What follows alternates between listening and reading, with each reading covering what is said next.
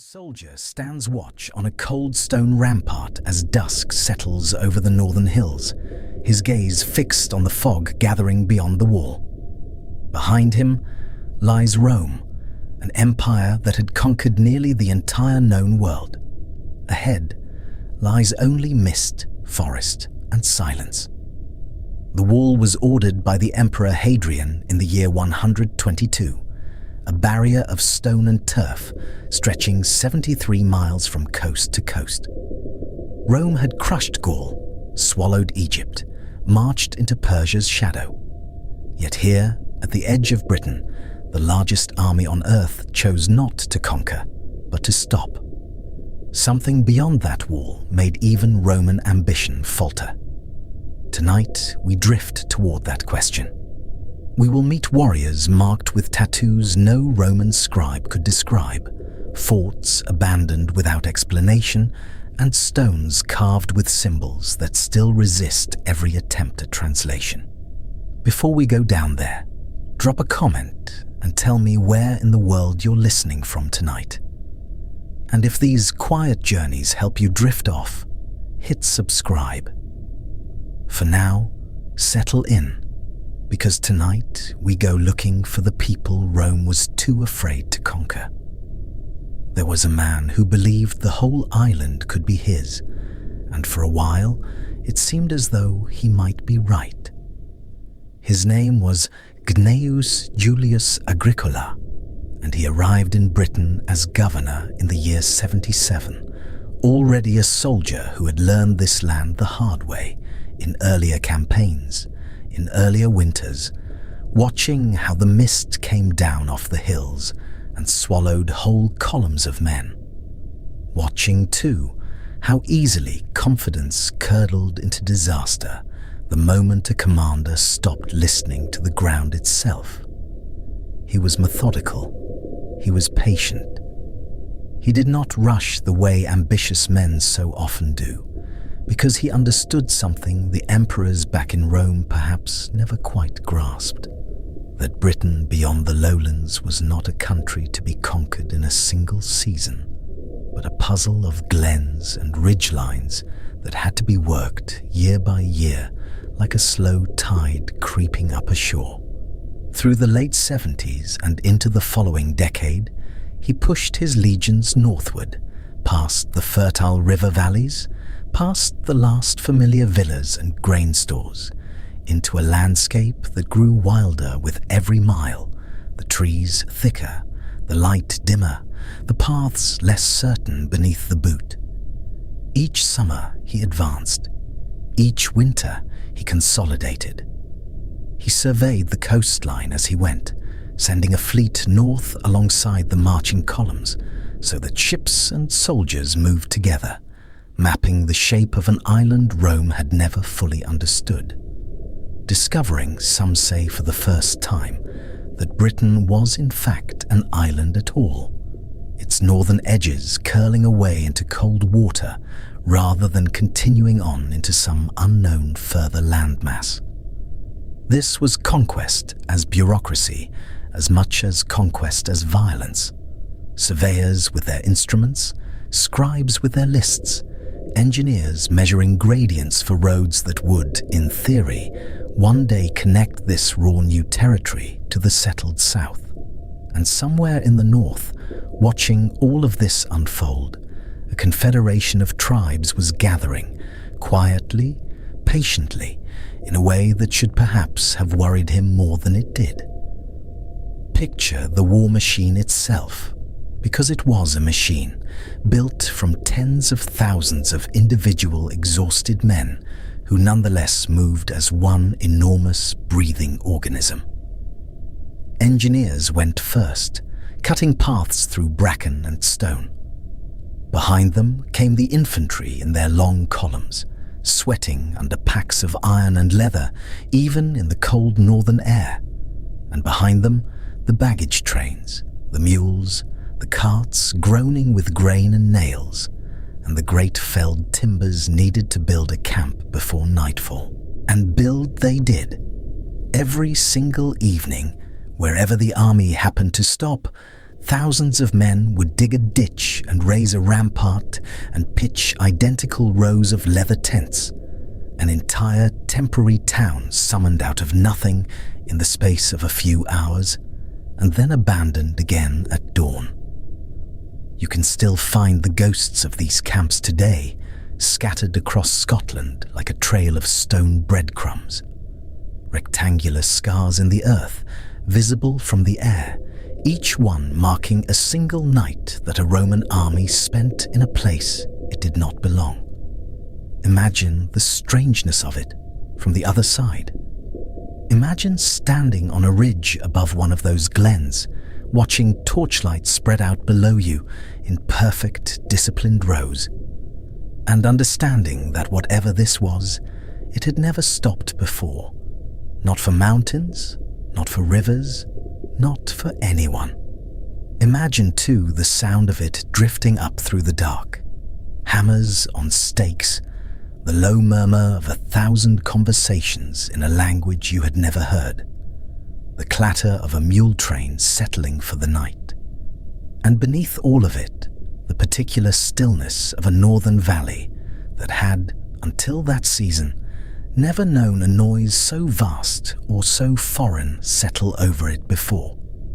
Tacitus, the historian who happened also to be Agricola's own son-in-law, tells us that the tribes of the north did not simply wait to be found.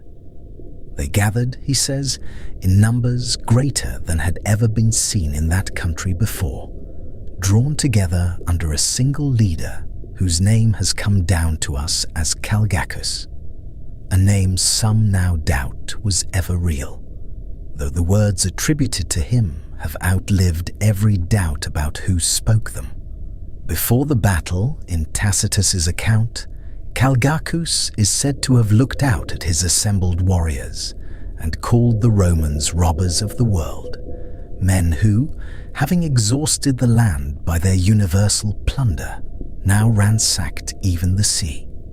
He is said to have called peace itself a Roman word for desolation, a line so sharp and so bitter that scholars have argued for centuries over whether any northern chieftain truly spoke it, or whether it was Tacitus himself, sitting safely in Rome, using a stranger's mouth to say what he could not say as a citizen.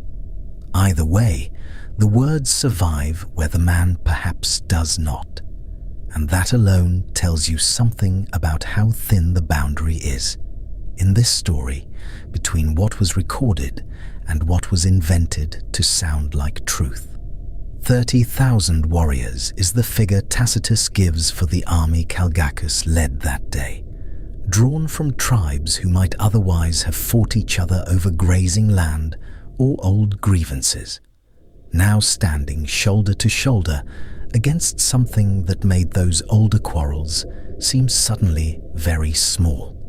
It is one of the few moments in this entire story where the North speaks with something like a single voice, however briefly, however much of that voice was shaped, in the end, by a Roman pen back in a Roman study, far from any hillside, far from any mist. The battle came at a place called Mons Graupius, somewhere in the northeast, though no one today can point to the exact hillside with any real certainty, and that uncertainty itself has settled over the whole event like a fine grey dust.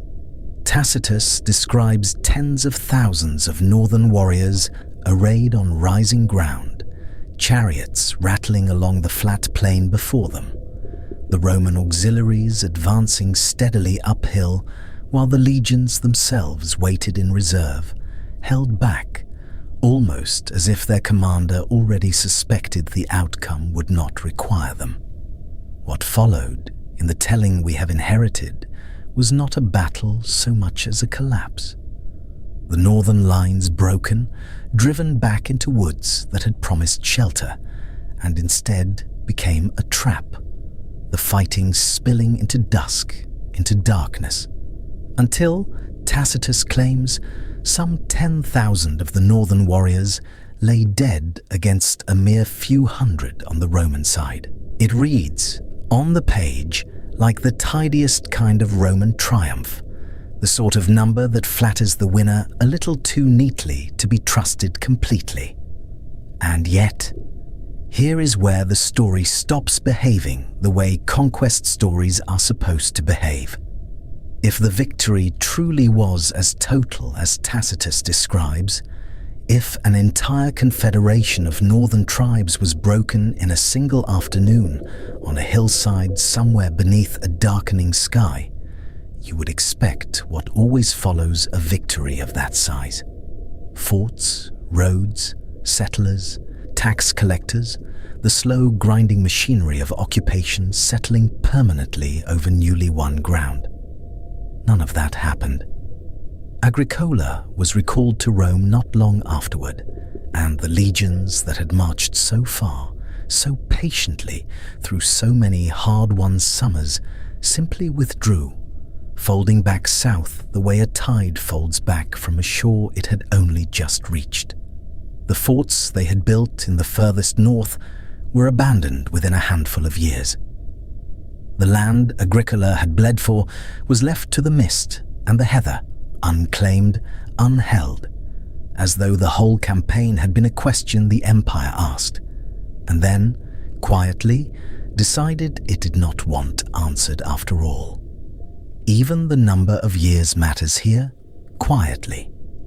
Barely 3 or 4 seasons passed between the triumph on that unnamed hillside and the last Roman soldier turning south for good, which is no time at all, really, for an empire that measured its ambitions in centuries. It is worth sitting with that a moment, in the hush of it, because history rarely leaves a silence this loud. A general marches further into this island than any commander before or after him ever would.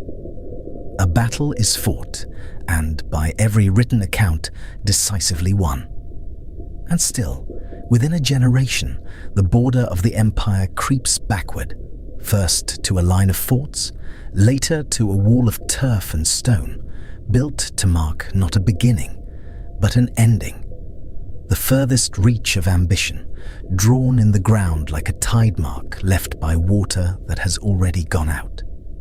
Perhaps the numbers Tacitus gave us were never quite true. Perhaps the North was never so broken as Rome wished the world to believe. Or perhaps there was something else entirely, something the historians simply did not think worth writing down, some cost too heavy to record in a victory speech. Whatever the answer, it waits out there still, somewhere beneath the bracken and the standing water, in a country that let itself be walked across, but never quite let itself be kept. And so, the marching camps sit empty in the grass to this day, quiet rectangles of old disturbed earth, holding a question that neither Tacitus, nor Agricola, nor anyone who came after them ever fully answered. Not why Rome could not win here, but why, having apparently won, it chose to leave.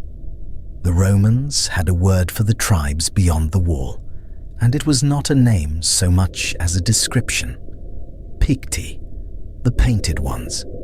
Latin writers reached for that word the way you reach for the nearest lamp in an unfamiliar room, because what they were describing did not fit any category they already owned. It is one of the strangest gifts history has left us, that an entire people came to be known, centuries on, chiefly by the marks on their skin, not by their laws, not by their kings, not even by whatever they called themselves, which is a word we no longer have. Just by the fact that when a Roman soldier looked at them, he saw something drawn there that Rome itself did not draw. The name first appears late in the writing of a poet called Eumenius, at the very end of the 3rd century, long after the wall itself had already stood watch for generations. By then, the word had settled. It had become simply what one called the people of the far north, as though no other name had ever mattered.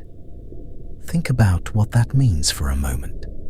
somewhere between the first frightened reports and the later, more considered accounts, an entire ethnonym crystallized around a visual impression. The tribes of the far north were not unified, not as the Romans imagined them to be. They spoke different tongues, followed different chieftains, buried their dead in different ways. And yet the pattern on their arms, their faces, their chests seemed consistent enough, striking enough, that outsiders folded a dozen separate peoples into one painted whole. Whether that flattening did justice to the truth is a question historians still turn over. A name given from outside rarely captures the thing it names. It captures instead the fear or the fascination of the one doing the naming. What survives is the label stitched into every later chronicle, every faded Latin manuscript: painted, marked, other. A word invented by strangers, worn ever after by a people who never chose it for themselves. What exactly they were marked with is where certainty quietly gives way to guesswork. Classical writers speak of blue designs worked into the skin, and later folk memory reached for woad, the plant whose leaves yield a deep indigo dye, as the obvious candidate. It is a tidy explanation. Woad grew across the British Isles in wild abundance, its small yellow flowers nodding along field margins each summer. It stained hands and cloth alike, and any farmer of the age would have known its bite on bare skin. But whether it could truly hold as a tattoo pigment, driven under the skin and kept there for a lifetime, is a matter some modern experimenters have doubted, since woad tends to irritate rather than settle, to fade rather than fix. Scarification is the other possibility that scholars raise, cuts made deliberately, packed with ash or soot, healed into raised permanent patterns rather than inked ones. Such marks would have told a different story on the skin, texture as much as color, ridges a hand could trace in darkness. Perhaps it was both. Perhaps different tribes favored different methods, one for a warrior's forearm, another for a chieftain's brow, a third reserved for women whose status the marks alone announced. The written record simply does not tell us, and it never quite will. Even the Romans who first wrote the word down seem to have been reporting rumor more than first-hand observation, second-hand awe passed along a chain of travelers and soldiers until it hardened into fact. Consider, too, what these markings might have meant to the people who wore them, rather than to the strangers describing them from a distance. Skin, after all, is the one surface every person carries everywhere, through every season, into every fight and every winter fire. To mark it permanently is to choose a message that cannot be set down or lost, unlike a banner or a painted shield. A tattoo cut into skin before a battle is not decoration. It is a record. Of a kill, perhaps, or a right passed, or a lineage claimed, or a god invoked for protection no shield could offer. Every scar tells the wearer's own story back to them, long after the moment that made it, in a language only the marked and their kin could read. Some historians suspect the patterns carried meaning as precise as any written genealogy, a chieftain's ancestry laid out in spirals down an arm, a warrior's tally of battles etched in careful rows. Others believe the marks were simpler, more communal, less about the individual than about belonging to something larger than any one life. The tragedy, if that is the word, is that we can see the marks were there and cannot read a single one.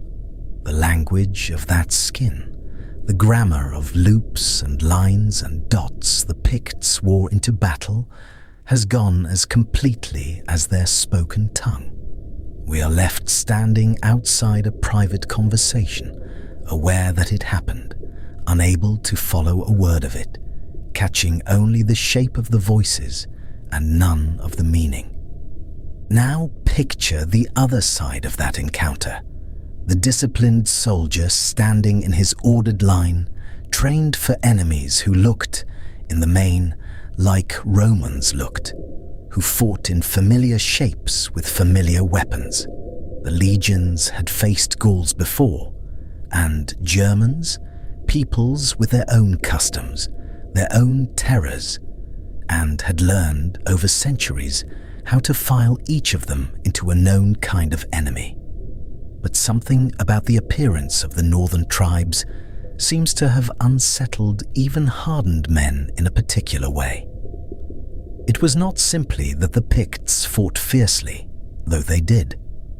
It was that they arrived looking like nothing Rome had catalogued.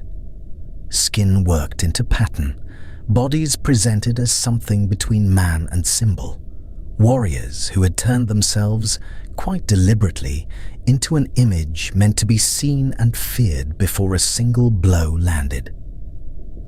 A shield wall of ordinary men can be measured, counted, understood. A shield wall of painted men resists that same calm arithmetic. Discipline can steady a soldier against a sword. It steadies him less well against an idea he cannot place. There is a kind of psychological warfare in that, whether or not the Picts thought of it in those terms. An army that paints its skin before a fight is telling its enemy something, even if the enemy cannot translate the message. It says, "We are not who you think we are." It says, "What you are facing does not belong to your world. You have mapped and measured and named." Roman writers, for all their confidence about roads and walls and provinces, wrote about the far north with a caution that crept close to unease. They had mapped most of the known world by then, catalogued its peoples, priced its resources, drawn borders around places they had never even seen. And still they described a tribe of painted warriors emerging from mist and heather, as though describing something closer to a story than a census entry.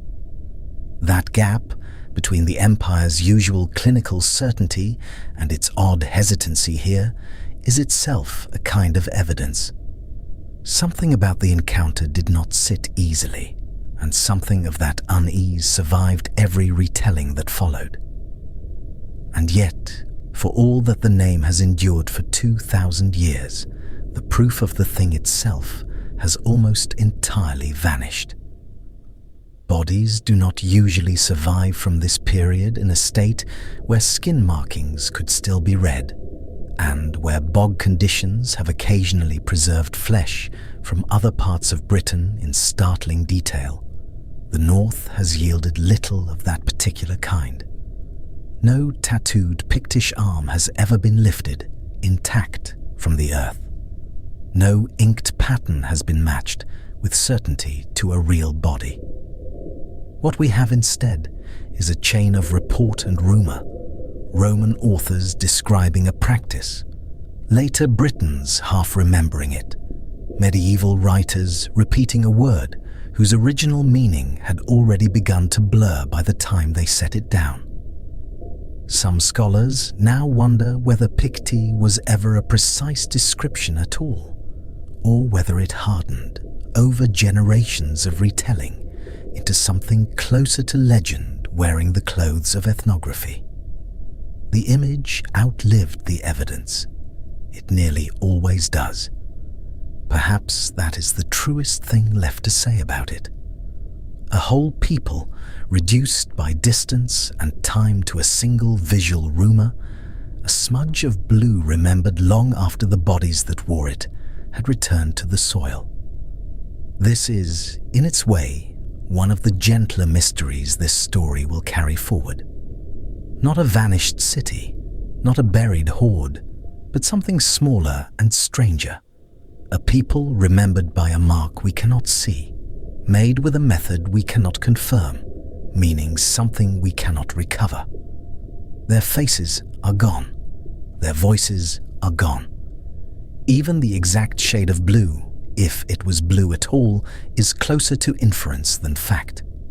What remains is a name given by outsiders, painted ones, carried down through centuries of chronicles until it became the only name history had left to use. Somewhere north of the wall, in the hills and river valleys the legions never fully held, men and women once carried their own histories on their skin and walked out of the record without ever telling us what those histories said. The thread does not end here. It only goes quiet, the way old skin, old ink, old stories tend to, waiting in the dark for whatever comes next to notice it. There were places in the north where the land itself seemed to have been shaped for watching, and the people of this island found them early, long before any legion had crossed the grey water. Traprain law rises out of the Lothian plain like something set down deliberately, a whaleback of volcanic rock visible for miles in every direction, and on its summit, the Votadini built a stronghold that would outlast the memory of the men who raised it. Ramparts climbed the slope in tiers, turf and stone laid one above another, enclosing not a few huts, but a whole hillside, something closer to a town than a fort in the way we now imagine forts. At its widest, the enclosed ground ran to some 40 acres, larger than many a medieval walled town would later claim, and it held that size for centuries before Rome's name was ever spoken this far north. Walk it today, and the wind still does what it always did, scouring the grass flat, carrying wood smoke smells that are not really there. And yet the shape of the place tells you plainly this was somewhere people gathered, not merely somewhere they hid. Westward, in the folds of the Tweed Valley, Eildon Hill North held a fortress of comparable scale, its triple summit ringed by ramparts enclosing some 40 acres, one of the largest hillforts anywhere in what is now Britain. Archaeologists have found traces of hundreds of house platforms cut into its slopes, terrace after terrace, where timber roundhouses once stood, hearths cold now for 2,000 years, but once warm enough to be seen glowing across the valley at dusk. Picture the scale of it, a hilltop city of thatch and smoke, looking down on the river bends below, its ramparts catching the last light long after the valley floor had gone dark. These were not modest refuges thrown up in a hurry. They were built, expanded, rebuilt, generation folding into generation, each new rampart laid over the bones of the last, as if permanence itself were the point being made. Consider what it must have taken to raise such places without iron tools built for the purpose, without wheeled transport worth the name, only timber levers, baskets of chalky earth, and the accumulated labor of families who had nowhere else to be. Some ramparts at Eildon rise higher than a standing man even now, worn down by 2 millennia of frost and rain, which means they once stood taller still, deliberately imposing, meant to be seen and measured against from a great distance. Surveyors working the slopes have counted well over 300 house platforms across the hill's 3 summits, each one a scraped, levelled shelf where a roundhouse once stood, its timber walls and conical thatch roof long since rotted into the soil that now grows only bracken and cheap-cropped grass. Multiply those platforms by the families who might have filled them, by the animals penned between the huts, by the smoke of the hearths and the noise of looms and children and dogs, and the hill stops looking like a ruin and starts looking, briefly, like a living place. From certain angles along the Tweed, you can still see how the ramparts were set not simply to defend, but to be noticed, cresting the skyline in a way no traveller on the valley road below could possibly miss.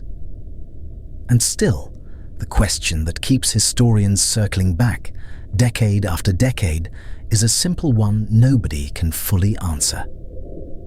Were these hill forts lived in constantly, families and fires through every winter, or were they something else entirely? Vast seasonal gathering grounds, filled at certain turns of the year and left quiet the rest of the time. The evidence pulls in both directions at once, which is perhaps the truest thing that can be said about it. Some house platforms show signs of long occupation, worn floors, rebuilt walls, generations of the same hearth swept and relit. Others look barely used, as though raised for a single purpose and then abandoned to the wind. Some scholars picture Traprain law as a true seat of tribal power, a capital in every sense, but the word permanently peopled and permanently governed.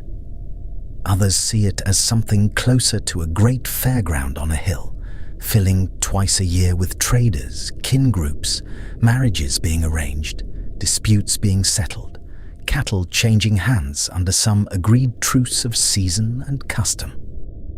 Perhaps both pictures are true at once, worn thin by 4 seasons and lit up again each summer, the difference between a heartbeat and a pulse. Excavators at both hills have pulled up quernstones for grinding grain, spindle whorls for spinning wool, fragments of pottery too coarse and everyday to have travelled far. All of it the ordinary residue of people who cooked, wove, and slept in these places, rather than merely visited them under torchlight for a single midsummer gathering. Yet elsewhere, the post holes tell a thinner story, shallow, temporary, more consistent with structures raised for weeks than for years, and no single trench has ever settled the argument for good. It may simply be that a hill fort's population breathed in and out with the calendar itself, dense in the gathering months, thin through the hard grey stretch of winter, so that asking whether it was permanent or seasonal is rather like asking whether a heart is beating or resting when caught between 2 beats. What is not in doubt is the choosing of these sites, always the highest ground, always the long view, ramparts angled to be seen from the roads below rather than merely to keep intruders out. A hill fort announces itself. It is a statement made in earth and turf, visible to travellers a day's walk away, a claim staked in the landscape long before anyone thought to stake a claim on paper. Even now, from a car window on the modern road below, the eye is drawn upward without being asked. And this is where the story bends in a direction few would expect. When the Roman road builders finally pushed north into Votadini territory, laying their engineered highways through country the tribe had held for centuries, no great slaughter followed, no burned ramparts, no desperate last stand recorded on any stone. Instead, something quieter and stranger took hold on Traprain law itself. Roman coins turn up there in numbers that startle people who expect only conquest and resistance. Fine Roman tableware, silver plate, glassware carried up from workshops hundreds of miles to the south, buried in a hoard on that same hilltop, as though the great fortress of the north had simply opened its gates to trade rather than closing them against a spear. It is easy, standing at the base of that hill now, to imagine only warfare when picturing Rome's reach into Britain, legions and forts and blood on the turf. But the truth here refuses that easy shape. The Votadini, it seems, chose accommodation, perhaps even alliance, letting merchants and grain and silver flow up from the frontier in exchange for a peace that cost them no battle at all. Whether this was submission dressed as diplomacy, or shrewd calculation by a people who understood exactly what standing against Rome's engineering and Rome's numbers would cost them, no inscription survives to say. What survives is only the pattern in the ground. Coins where you would expect arrowheads, fine glass where you might expect ash. It unsettles the story we think we know.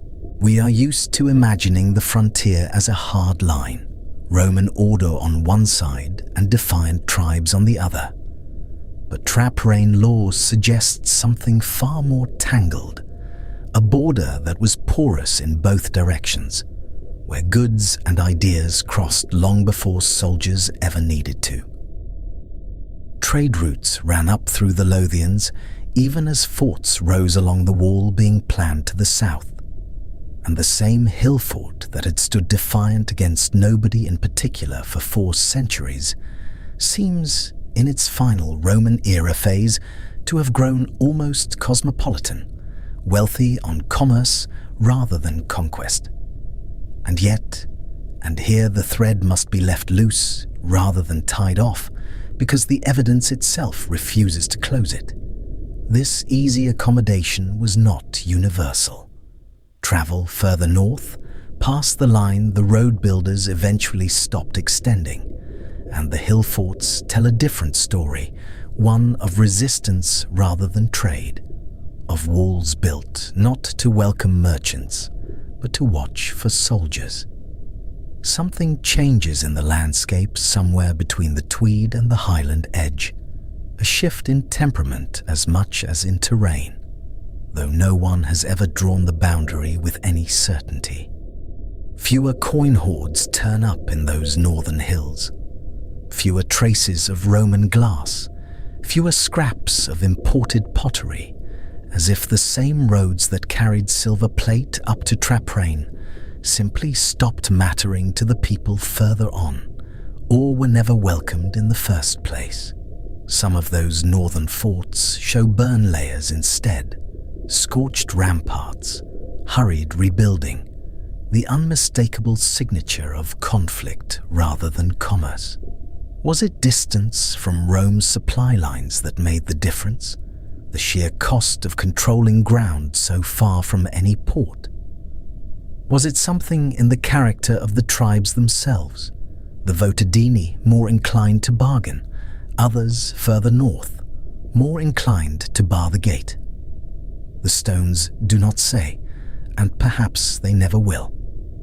What remains, walking the ramparts of Traprain law in the low gold light of early evening, is only the quiet certainty that people once stood exactly here, watching a road being built through their world, and chose, for reasons now folded into silence, not to fight it.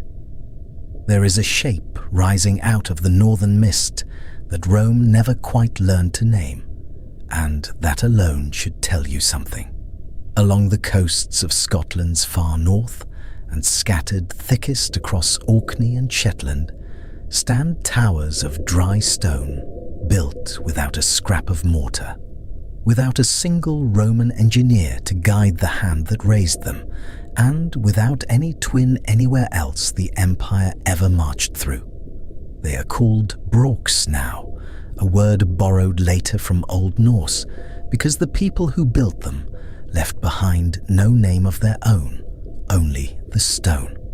At Mousa, on a low green island battered by Shetland wind, one still stands taller than a house, taller than most churches of its day, its walls curving inward like a chimney built for giants, standing for 2,000 years without so much as a beam of iron to hold it.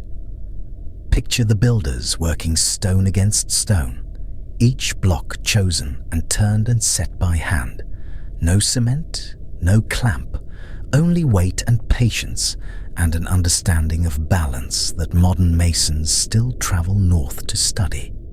At Gurness, further along the Orkney shore, a broch once stood at the heart of a whole settlement, ringed by smaller houses like a hen among her chicks, and you can still walk the ditch that once separated it from the sea wind. Whoever lived inside it looked out at a world Rome had heard rumors of, but never truly reached. Salt would have crusted on the outer stones by winter. Peat smoke would have curled from somewhere near the base, thin and grey against a sky already grey, and the sea below would have thrown its noise against the rocks day and night, a sound so constant that anyone born inside those walls would have stopped hearing it. There are perhaps 500 of these towers scattered across the north and the islands, some barely a ring of tumbled stone in a field now grazed by sheep, others, like Mousa, still holding their shape well enough that a person can climb the stair today and feel the same cold seep up through their boots that a builder felt 2,000 years before them. Here is the trick that made these towers possible, and it is worth sitting with, because nothing else in the ancient world quite matches it. A broch is not one wall, but two, an inner skin and an outer skin of stone, rising together, bound by flat slabs laid across the gap like the rungs of a ladder turned sideways. That hollow space between the walls is not waste. It is the whole secret. Stairways climb inside it, spiraling upward in the dark, narrow enough that a single person had to duck and turn to pass, and small chambers open off the stairwell like rooms tucked inside a wall that should not have room for rooms at all. This double skin let the builders raise their towers higher than any drystone structure has any right to stand, spreading the weight, sharing the load between the two walls, the way two hands might steady a stack of plates neither hand could hold alone. No mortar binds any of it. Only the fit of stone against stone, chosen for its edges the way a carpenter chooses a joint, holds the tower upright against gale winds that can still, today, knock a grown man off his feet. Imagine climbing that inner stair in true darkness, one hand trailing the cold stone, feeling for a doorway you cannot yet see, hearing only your own breath and the wind pressing against the outer wall like something trying to get in. Run a hand along that inner wall today, and the stone still holds a strange chill even at midsummer, cool in a way that has nothing to do with weather. The stairways rarely run in one straight climb. They break, level off into a landing, turn again, so that a person moving upward loses for a moment any clear sense of which direction faces the sea and which faces the hills. Some chambers along the way seem built for storage, for grain or peat or tools kept dry against the endless damp. And yet, for all the engineering, nobody agrees on why they were built at all. And that argument has run for more than a century now, without a clear winner. For a long time, the answer seemed obvious. These were fortresses, built by island communities bracing for raiders who came by sea. Their thick walls and narrow single doorway, built to withstand a siege the way any castle might. There is something to that reading. A broch's only entrance is a low stone passage that forces a visitor to stoop, to slow, to arrive one body at a time rather than as a crowd, which is exactly what a defender would want from a doorway. Bar holes cut into the passage stone, deep sockets for a heavy timber beam, would have let a household seal that single entrance shut against the night or against strangers. That much reads clearly enough as caution. But look closer, and the fortress story starts to strain. Many brochs sit not on remote defensible headlands, but low, close to good farmland and sheltered water in places a genuine warlord hiding from raiders would never choose. Some stand within sight of several others, almost as if the point were to be seen rather than to hide. And their scale, that height, that spiral stair, that architectural ambition feels less like the frantic answer to a threat, and more like something built to be looked at, to announce a family's standing to every other family within view of the smoke rising from its hearth. So a second reading has grown alongside the first, one where the broch is less a fortress and more a statement, a tower built the way a grand house is built, to say that whoever lives here commands enough labor, enough stone, enough stored grain to feed the men who spent a season hauling and setting and climbing to finish it. Status, in other words, carved not in gold, but in ton after ton of sandstone and flagstone. There may be a third layer too, one that resists the neat divide between defense and display. Some archaeologists read the broch as ceremonial, a place where feasts were held and disputes settled and alliances sealed, where the climb up that dark spiral stair was itself part of the meaning, a passage made under the eyes of a watching household. Perhaps it was all three at once, a wall against raiders, a boast in stone, and a stage for the rituals that held a small community together through a northern winter.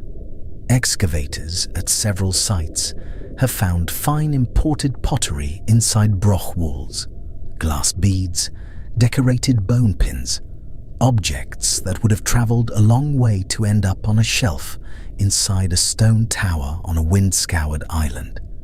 And such things rarely belong to people hiding from the world. They belong to people who wanted the world to know they had them.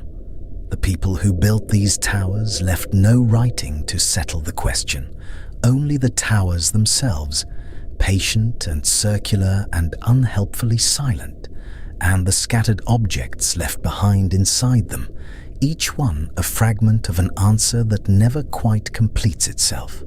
What makes the mystery deepen rather than settle is how utterly alone these towers stand in the wider story of the ancient world. Rome, by the time its legions reached the edge of Britain, had seen fortifications on 3 continents, walled cities in Gaul, hillforts in Iberia, mud-brick towers along the desert frontier, and had a word ready for nearly all of them. But nothing in that long imperial memory matched a broch. No tower in Gaul rose in a double skin of unmortared stone. No fortress in Iberia hid a spiral stair inside its own walls. Whatever word a Roman scout might have reached for, none quite fit, because nothing quite like this existed anywhere the empire had ever set a boot down. That is a strange kind of isolation to sit with. A design worked out, refined, and perfected somewhere in a cold northern corner of the world, seemingly without outside influence, seemingly without needing one. Roman writers were usually careful to catalogue what they conquered or merely encountered, sorting strange peoples and stranger buildings into categories a reader back in Gaul or Italy could picture. Yet the broch earns no clear entry anywhere in that record, no passing description precise enough to prove a Roman ever stood at the foot of one and looked up. Perhaps ships passed close enough to glimpse the towers and said nothing worth preserving. Perhaps the builders simply stood too far north for any patrol to reach. Either way, the silence itself is a kind of evidence, a gap in the record shaped exactly like the towers that should have filled it. And so, when the language finally does arrive to describe these towers, centuries after the last one was built, it comes not from Rome, but from Norse settlers who found the ruins standing empty on the same headlands, already old, already mysterious to them too, and reached for their own word to describe a shape they could not otherwise explain. Borg, a word for a fortified place, applied by outsiders to a structure whose original name, whose original purpose in the mouths of the people who built it, is gone entirely. Whatever the builders called their own towers, whatever story they told their children about the climb up that dark inner stair, none of it survived to reach us. Only the stone remained, standing through Roman rumour and Norse settlement, and every century since, keeping its silence exactly as it always has, waiting, as so much of this northern land waits, for a question that has not yet found its answer. There is a kind of ruin that should not exist, and yet Scotland has dozens of them, scattered across hilltops from the Mouth to the Solway. Walk up to a place like Noth, above the valley of the Bogey, and you will find a wall that once stood tall, now slumped and strange, its stones no longer stones in the ordinary sense, but something closer to glass. Touch it, if you are allowed, and you will feel a surface too smooth for granite, too fused for anything a mason would recognize, as though a giant had taken the rampart in both hands and held it over a flame until it ran. The Iron Age people who built that wall never intended this. Something happened to it afterward, something that required heat beyond anything a hearth or a forge could easily produce. And stone, ordinary stone, does not simply melt on its own. It has to be pushed. Stand on that summit at dusk, when the wind carries the smell of bracken and cold rain up from the glen below, and it is easy to imagine the same wind once carrying wood smoke instead, thick and resinous, curling for hours across a rampart that would not simply char and blacken the way timber usually does, but would keep burning, keep climbing in heat, until the stone beneath the wood surrendered its shape entirely. Craig Fadrig, above what is now Inverness, wears the same scar. So does Dunderdale in Glen Nevis, and a scatter of forts along the Great Glen at the eastern coast, each one carrying the same unmistakable signature. Walls that were once dry-stacked, timber-laced ramparts, cooked until their very substance changed. Some sit low against a shoulder of hill, half hidden by heather. Others crown the summit outright, visible for a great distance across open country, as though whoever built them wanted the height itself to speak before a single word was said. Archaeologists call these vitrified forts, and the name is almost too clinical for what it describes, because vitrification is not scorching, not soot on a lintel, not the black stain a house fire leaves on a doorway. It is transformation. Silica-rich rock, granite and sandstone and whinstone alike, has to reach temperatures approaching 1,000 degrees Celsius before it begins to soften and run, and it has to be held there, sustained, fed, for that softening to spread through a wall's whole length, rather than blister at one unlucky corner. A cooking fire will not do this. Even a well-built kiln struggles to hold such heat for long, and a kiln, unlike a hill-fort wall exposed on every side to wind and weather, is built precisely to trap and concentrate warmth rather than lose it to the open sky. So, the question that has followed these forts through 2 centuries of digging and theorizing is simple to ask and maddeningly hard to answer. How, with the tools of the Iron Age, without bellows built for a task this size, without any furnace remotely large enough to swallow a defensive wall whole, did anyone manage to set a fortress alight so thoroughly that its bones turned molten? And why would they? One answer, favoured by early antiquarians standing amid the slag with their notebooks, was accident. A timber-laced rampart catching fire in some ordinary skirmish and burning hotter than anyone expected because of the wood laced through the stone for structural strength. But accident struggles to explain the scale of it, the way entire circuits of walling show the same fused glassy face, not a patch here and a scorch there, but continuous, deliberate-looking destruction running the whole course of a defense. Fire finds fuel where fuel is thickest and dies where it thins. And yet, vitrified ramparts often show an evenness that looks less like chance and more like intent, as though someone piled timber against the stone with purpose, packed it close, and fed it until the wall itself gave way. That has led many to a harder, stranger theory, that these forts were not destroyed by an enemy at all, but by their own people, in an act of ritual unmaking, a decommissioning so total it could never be reversed. Imagine a community abandoning a hilltop stronghold, not through defeat, but through choice, through a shift in power or belief or alliance that made the old defended height meaningless. And imagine them choosing not simply to walk away, but to unmake the place with fire, to ensure that whatever it had meant, whatever protection or authority it once offered, could never be claimed by anyone else. There is a kind of finality in that, a closing of a door so completely that the door itself is destroyed along with the house. Some who favor this theory point to the effort involved as evidence in itself, arguing that only a people who still felt ownership of a place, still felt bound to it by memory and obligation, would spend that much labor making certain no one else could ever hold it after them.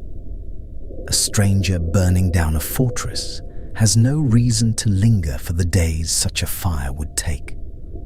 A departing community settling its own account with a place it once called home might.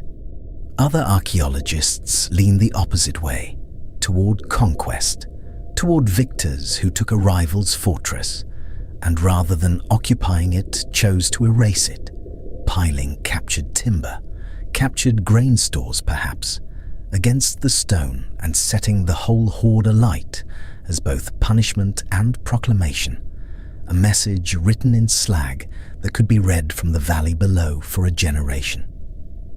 A burned hill fort, visible for miles, announces a change of power more completely than any boast ever could, because stone that has been made to run like water needs no herald to explain what happened to it. Under this reading, vitrification becomes a kind of Iron Age scorched earth, a way of saying that a place of power had changed hands so absolutely that its very walls would never rise the same way again. Both theories carry a certain grim elegance, each one satisfying in its own way, and both remain, after everything the trowel and the notebook can offer, stubbornly unproven. What deepens the puzzle rather than resolving it is this: many vitrified forts show no other trace of battle at all. No scatter of weapons lost in the grass, no unburied dead left where they fell, no layer of ash and debris consistent with a fight that spread beyond the walls themselves. If these were conquests, they were strangely tidy ones, leaving behind fused stone but almost nothing else that speaks of struggle. If these were rituals, they were rituals that required an extraordinary, almost unbelievable expenditure of labor and fuel. Cartloads of timber hauled up steep hillsides for a fire that served no practical purpose beyond the symbolic. Think of the sheer weight of wood such a blaze would demand, felled and split and dragged uphill by hand and by ox, stacked against a wall that had perhaps stood for generations, and then set alight not in a moment of panic, but with the patience of people who intended, from the very first spark, for nothing of the old wall to survive as it had been. Some sites suggest the vitrification happened not once, but was maintained, tended over time, as though the burning itself were a recurring act, rather than a single catastrophic night, a slow ceremony, rather than a sudden siege. Excavators have tried, over the decades, to recreate the conditions in miniature, building small stone and timber walls and setting them alight under controlled watch, and they have managed, with enough wood and enough patience, to fuse a stretch of rock into something resembling the real thing, proving at least that it can be done without any technology beyond fire and labor and time. But proving that a thing is possible is not the same as knowing why it happened on a windswept summit in Aberdeenshire 2,000 years ago. And the experiments, however careful, cannot tell us whose hands piled the timber or what words, if any, were spoken as the flames took hold. Stand at Noth today, where the wind moves without pause across the summit, and the view stretches for miles in every direction, farmland and forest, and the pale thread of a river far below, and the fused rampart lies underfoot, like something that remembers heat it should no longer be able to hold. Lean down, and you can trace where one melted mass runs into the next, a line of stone that stopped being stone for a few desperate hours, and became something closer to the inside of a forge, something that cooled slowly under an open Scottish sky, and has stayed cooled ever since. No inscription explains it. No skeleton lies nearby to say who lit the fire or who fled it. The wall simply sits there, changed, its silence more complete than any ordinary ruins, because ordinary ruins fall from neglect, while this one was made this way on purpose, by someone, for a reason that the stone itself absorbed and never gave back. Whether it was an enemy's torch or a community's own hand that set the flame, the hilltop keeps the answer the way it keeps the heat, sealed inside glass that time has not managed to soften again. And the mist that gathers there most mornings settles over the fused stone as gently as it settles over ground that was never touched by fire at all, as if the hill itself has long since made its peace with not being asked. There is a stillness in a bog that no forest ever manages, and it was in that stillness, deep in the peat of Cheshire, that a man was found who had been waiting for nearly 2,000 years to be seen again. He is known now as Lindow Man, though, of course, that was never his name, and when he was lifted from the black earth in the 1980s, his skin was still soft to the touch, his stubble still visible along his jaw, his fingernails still neatly kept. Peat had done what no tomb of stone could have done. It had held him whole. Britain has given up dozens of these bog bodies over the centuries, from the fens of East Anglia to the mosses of the north, and each one is a kind of sealed letter from the Iron Age, written not in words, but in skin, sinew, and bone. Picture the moment of discovery, always the same story told in different fields. A peat cutter swinging a spade, the blade meeting something that is not root and not stone, and then the slow uncovering of a face that still has expression in it. Diggers have wept over these finds, have called the police before realizing the truth, have stood in wet fields at dusk, not knowing whether they had found a murder or a miracle. Peat, it turns out, is not simply mud. It is a slow chemical furnace that runs cold. The waterlogged ground starves the body of oxygen. Sphagnum moss releases acids that tan the skin much as a tanner would cure hide. And the cold, acidic, low-oxygen water becomes an unlikely preservative more faithful than embalming. Hair holds its color, though it often reddens with age in the peat. Stomachs, astonishingly, still hold their last meal, and from Lindow Man's gut came a hard little relic of the ordinary, a griddle cake, unleavened, slightly burnt at the edges, which meant he had eaten shortly before he died. It is those small, mundane details that make the bog bodies feel less like relics and more like neighbours pulled briefly out of time. What unsettles historians is not simply that these people died, for everyone in the Iron Age died eventually, but how carefully many of them appear to have been arranged before the peat closed over them. Lindow Man's arm was bent behind his back. A cord was knotted around his neck. His skull had been struck. His throat appeared to have been cut. And, more strangely still, there is evidence that he may have been placed in the water afterwards, laid rather than dropped, positioned rather than discarded.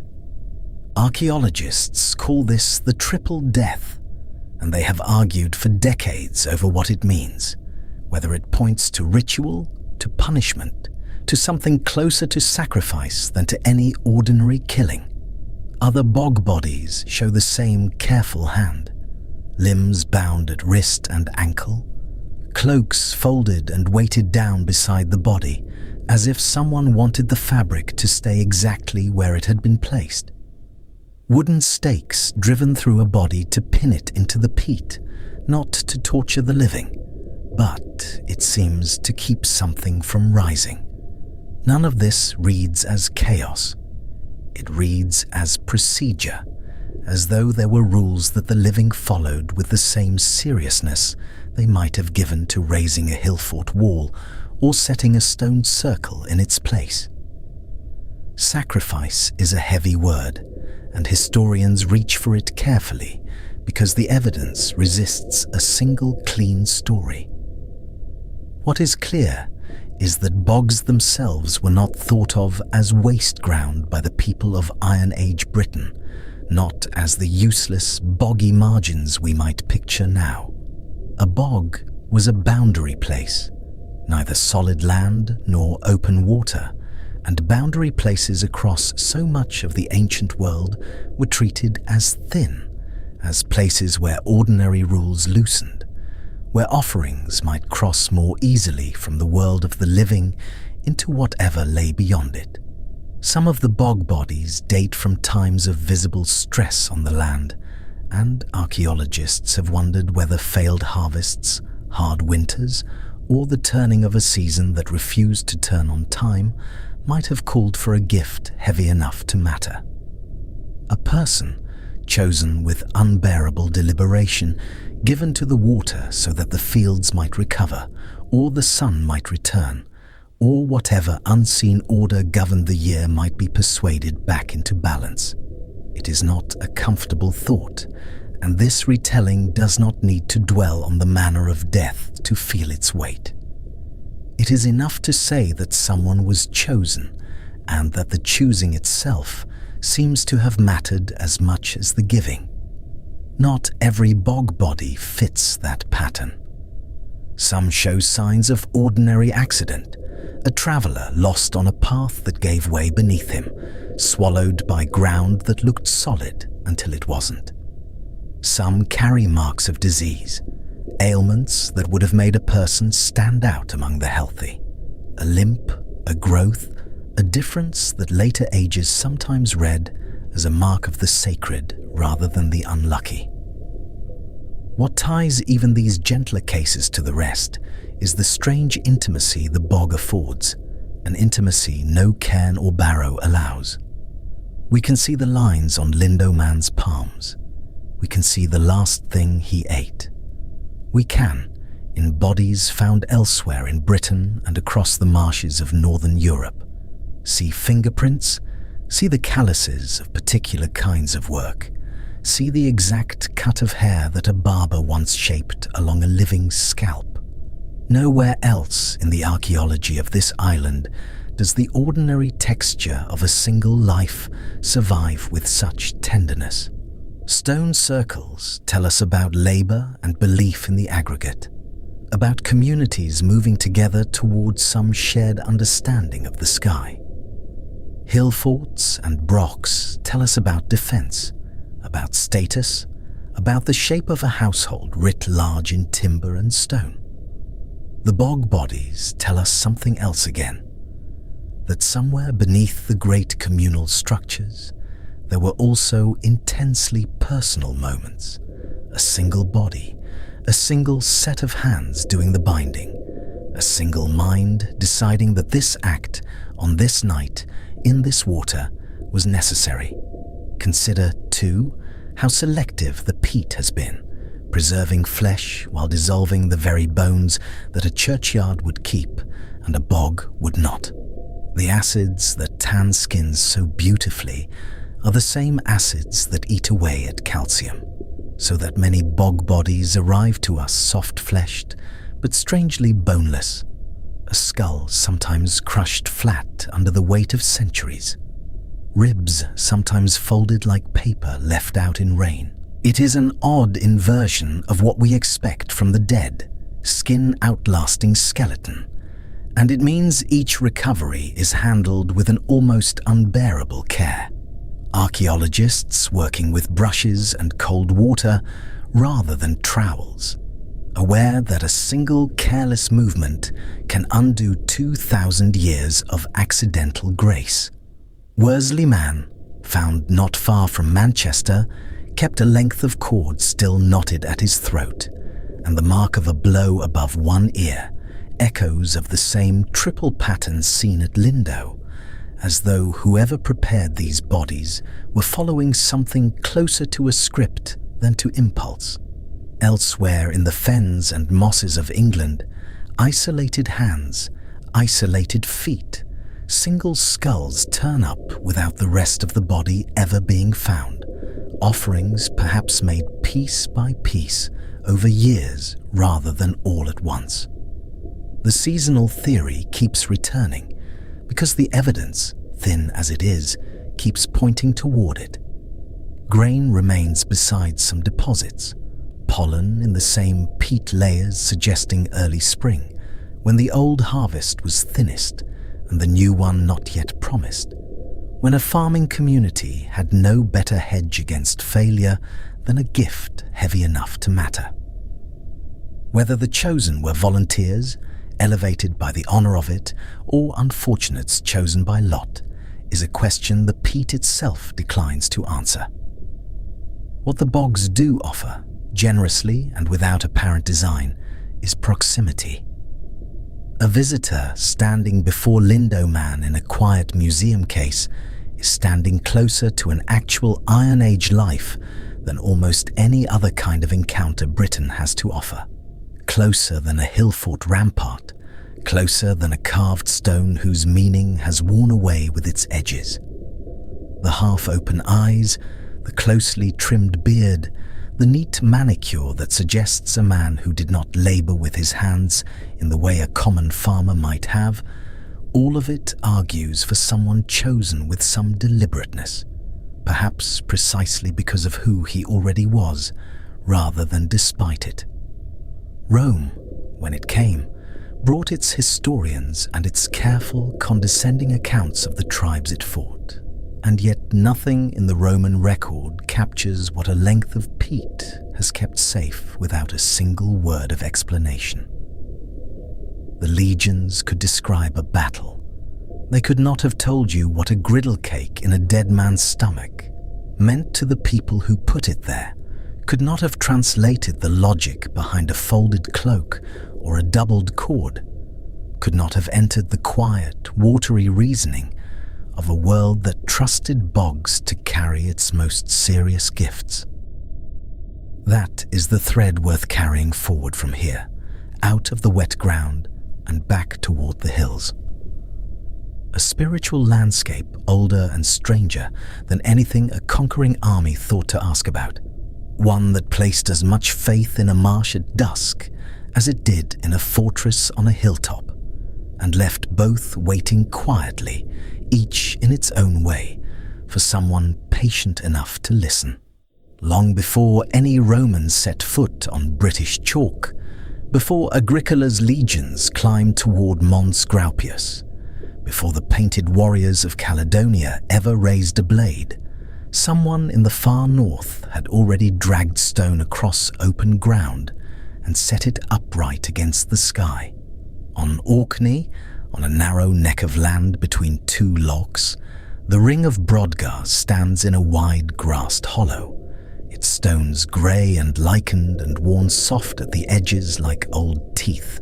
60 stones once stood there, though barely half remain upright now, and the ring they form is wider than any football pitch, a perfect circle cut by human hands into land that offers no easy stone nearby to explain why here. Nearly 200 miles to the southwest, on the windswept moor of Lewis, the stones of Callanish rise instead in a cross, a central circle with arms reaching toward each compass point, thin blades of gneiss catching the low northern light. By the time the Picts painted their skin and watched the Roman roads creep north, both monuments were already unthinkably old, already 3,000 years buried in memory before anyone wrote a word about Britain at all. Think on that for a moment. Rome's arrival was not the beginning of anything here. It was simply the latest visitor to a landscape already thick with older gods, older gestures, older attempts to fix meaning into stone. Close by Brodgar, across the narrow strip of land known as the Ness of Brodgar, sits the stones of Stennis, fewer in number but taller, some reaching near 6 meters, thin slabs set on edge like great grey blades driven into the turf. Between the two rings, excavation has uncovered the remains of a vast stone-built complex, walled enclosures and roofed halls that suggest this whole strip of land between the locks was treated for centuries as something set apart from ordinary settlement, a place approached rather than simply lived in.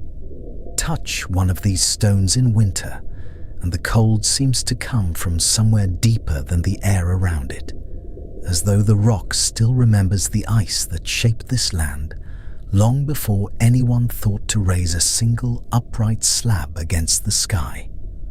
What those builders intended, no one now can say with certainty, though researchers have spent generations trying to read the sky through Callanish's arms and Brodgar's wide circumference.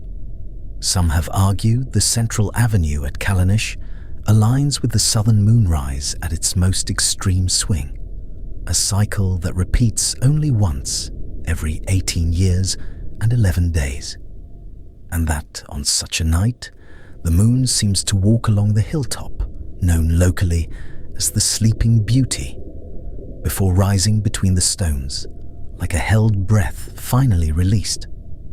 Others are more cautious, pointing out that a circle of standing stones on open moorland will always align with something, if you look hard enough that the human eye finds patterns the builders may never have intended. That a coincidence dressed in academic language can still be nothing more than a coincidence. At Brodgar, the debate runs differently again, since no clear solar or lunar alignment has ever been agreed upon, and some who have walked its ditch and bank suspect the ring's purpose was never really about the sky at all, but about gathering, about a place built wide enough to hold a whole scattered community at once. What can be said, carefully, without overreaching, is that whoever raised these stones was watching the heavens closely enough to notice its rhythms, and cared enough about those rhythms to spend years of communal labor making them permanent in stone. That alone tells you something. It tells you that long before written history, before any king or governor left his name behind, people here were already asking what the sky meant. Modern surveyors have carried theodolites and laser scanners across both sites in the decades since, hoping precision could settle what folklore left ambiguous. And even now, the results divide opinion between those who see deliberate astronomy carved into landscape and those who see careful stonework asked to answer a question it was never built to answer. Perhaps both are partly right. Perhaps the builders watched the sky the way any farming people close to the land must watch it, marking the turn of seasons not out of abstract curiosity, but because survival depended on knowing when midwinter's dark would finally loosen its grip. And the alignments some now measure so precisely may simply be the residue of that older, more practical attention. And the remarkable thing is that these monuments did not simply fall silent and empty once their builders were gone. Excavations at both Brodgar and Callanish, and at dozens of smaller circles scattered across the north, have turned up pottery and animal bone, and burnt material spanning centuries after the stones themselves were first raised. Evidence of ongoing visits, of feasts held in their shadow, of small fires lit against the cold Orkney wind. By the Iron Age, by the centuries when hillforts were being carved into hilltops and brochs were rising along the coast, these stone circles were already ancient monuments to the people who used them, not unlike how a cathedral built 1,000 years ago still gathers worshippers today who know little of the masons who first laid its foundations. Communities reused the land around the stones for burial, tucking cists and cairns close against monuments that were already unfathomably old to them. Some circles show signs of deliberate remodeling in later periods, stones reset or added, as though each generation felt entitled to leave its own mark on something inherited rather than built. This is the strange, quiet power of a stone circle. It does not need its original meaning preserved to keep being useful, to keep being sacred, to keep drawing people back across centuries that erase almost everything else. At Callanish, later farmers cleared the surrounding peat only in the last 2 centuries and found the lower half of every stone still buried, meaning generations of Iron Age and even medieval visitors would have seen a circle already half swallowed by the moor, its true height a matter of memory rather than sight. Yet still they came, still they buried their dead nearby, still they left small offerings pressed into the earth at the stone's feet, as though half-buried grandeur asked for reverence just as loudly as anything standing whole. A monument does not need to be understood to be trusted. No written tradition survives to explain any of it, not from the builders and not from the Iron Age communities who later gathered among their stones. There are no inscriptions at Brodgar, no carved account at Callanish of what the moon was thought to mean when it walked along the Sleeping Beauty's silhouette. Whatever stories once explained the circles to the people who stood inside them are gone entirely, carried away on centuries of wind and rain and unrecorded speech. Even Rome, so obsessive about recording the peoples it conquered or fought or simply observed from behind a wall, left no account of these monuments. No Roman writer describing a visit to a circle already 1,000 years old when the first legion crossed the Channel. Whatever knowledge the Romans gathered about the painted people to the north, about their tattoos and their hillforts, and their reputation for savagery in battle, it apparently never extended to asking why their ancestors had built rings of stone on open moorland. Perhaps no one thought to ask. Perhaps the Picts and their forebears kept such things closely guarded, spoken only within kinship groups, never offered to outsiders who had already shown themselves eager to conquer rather than understand.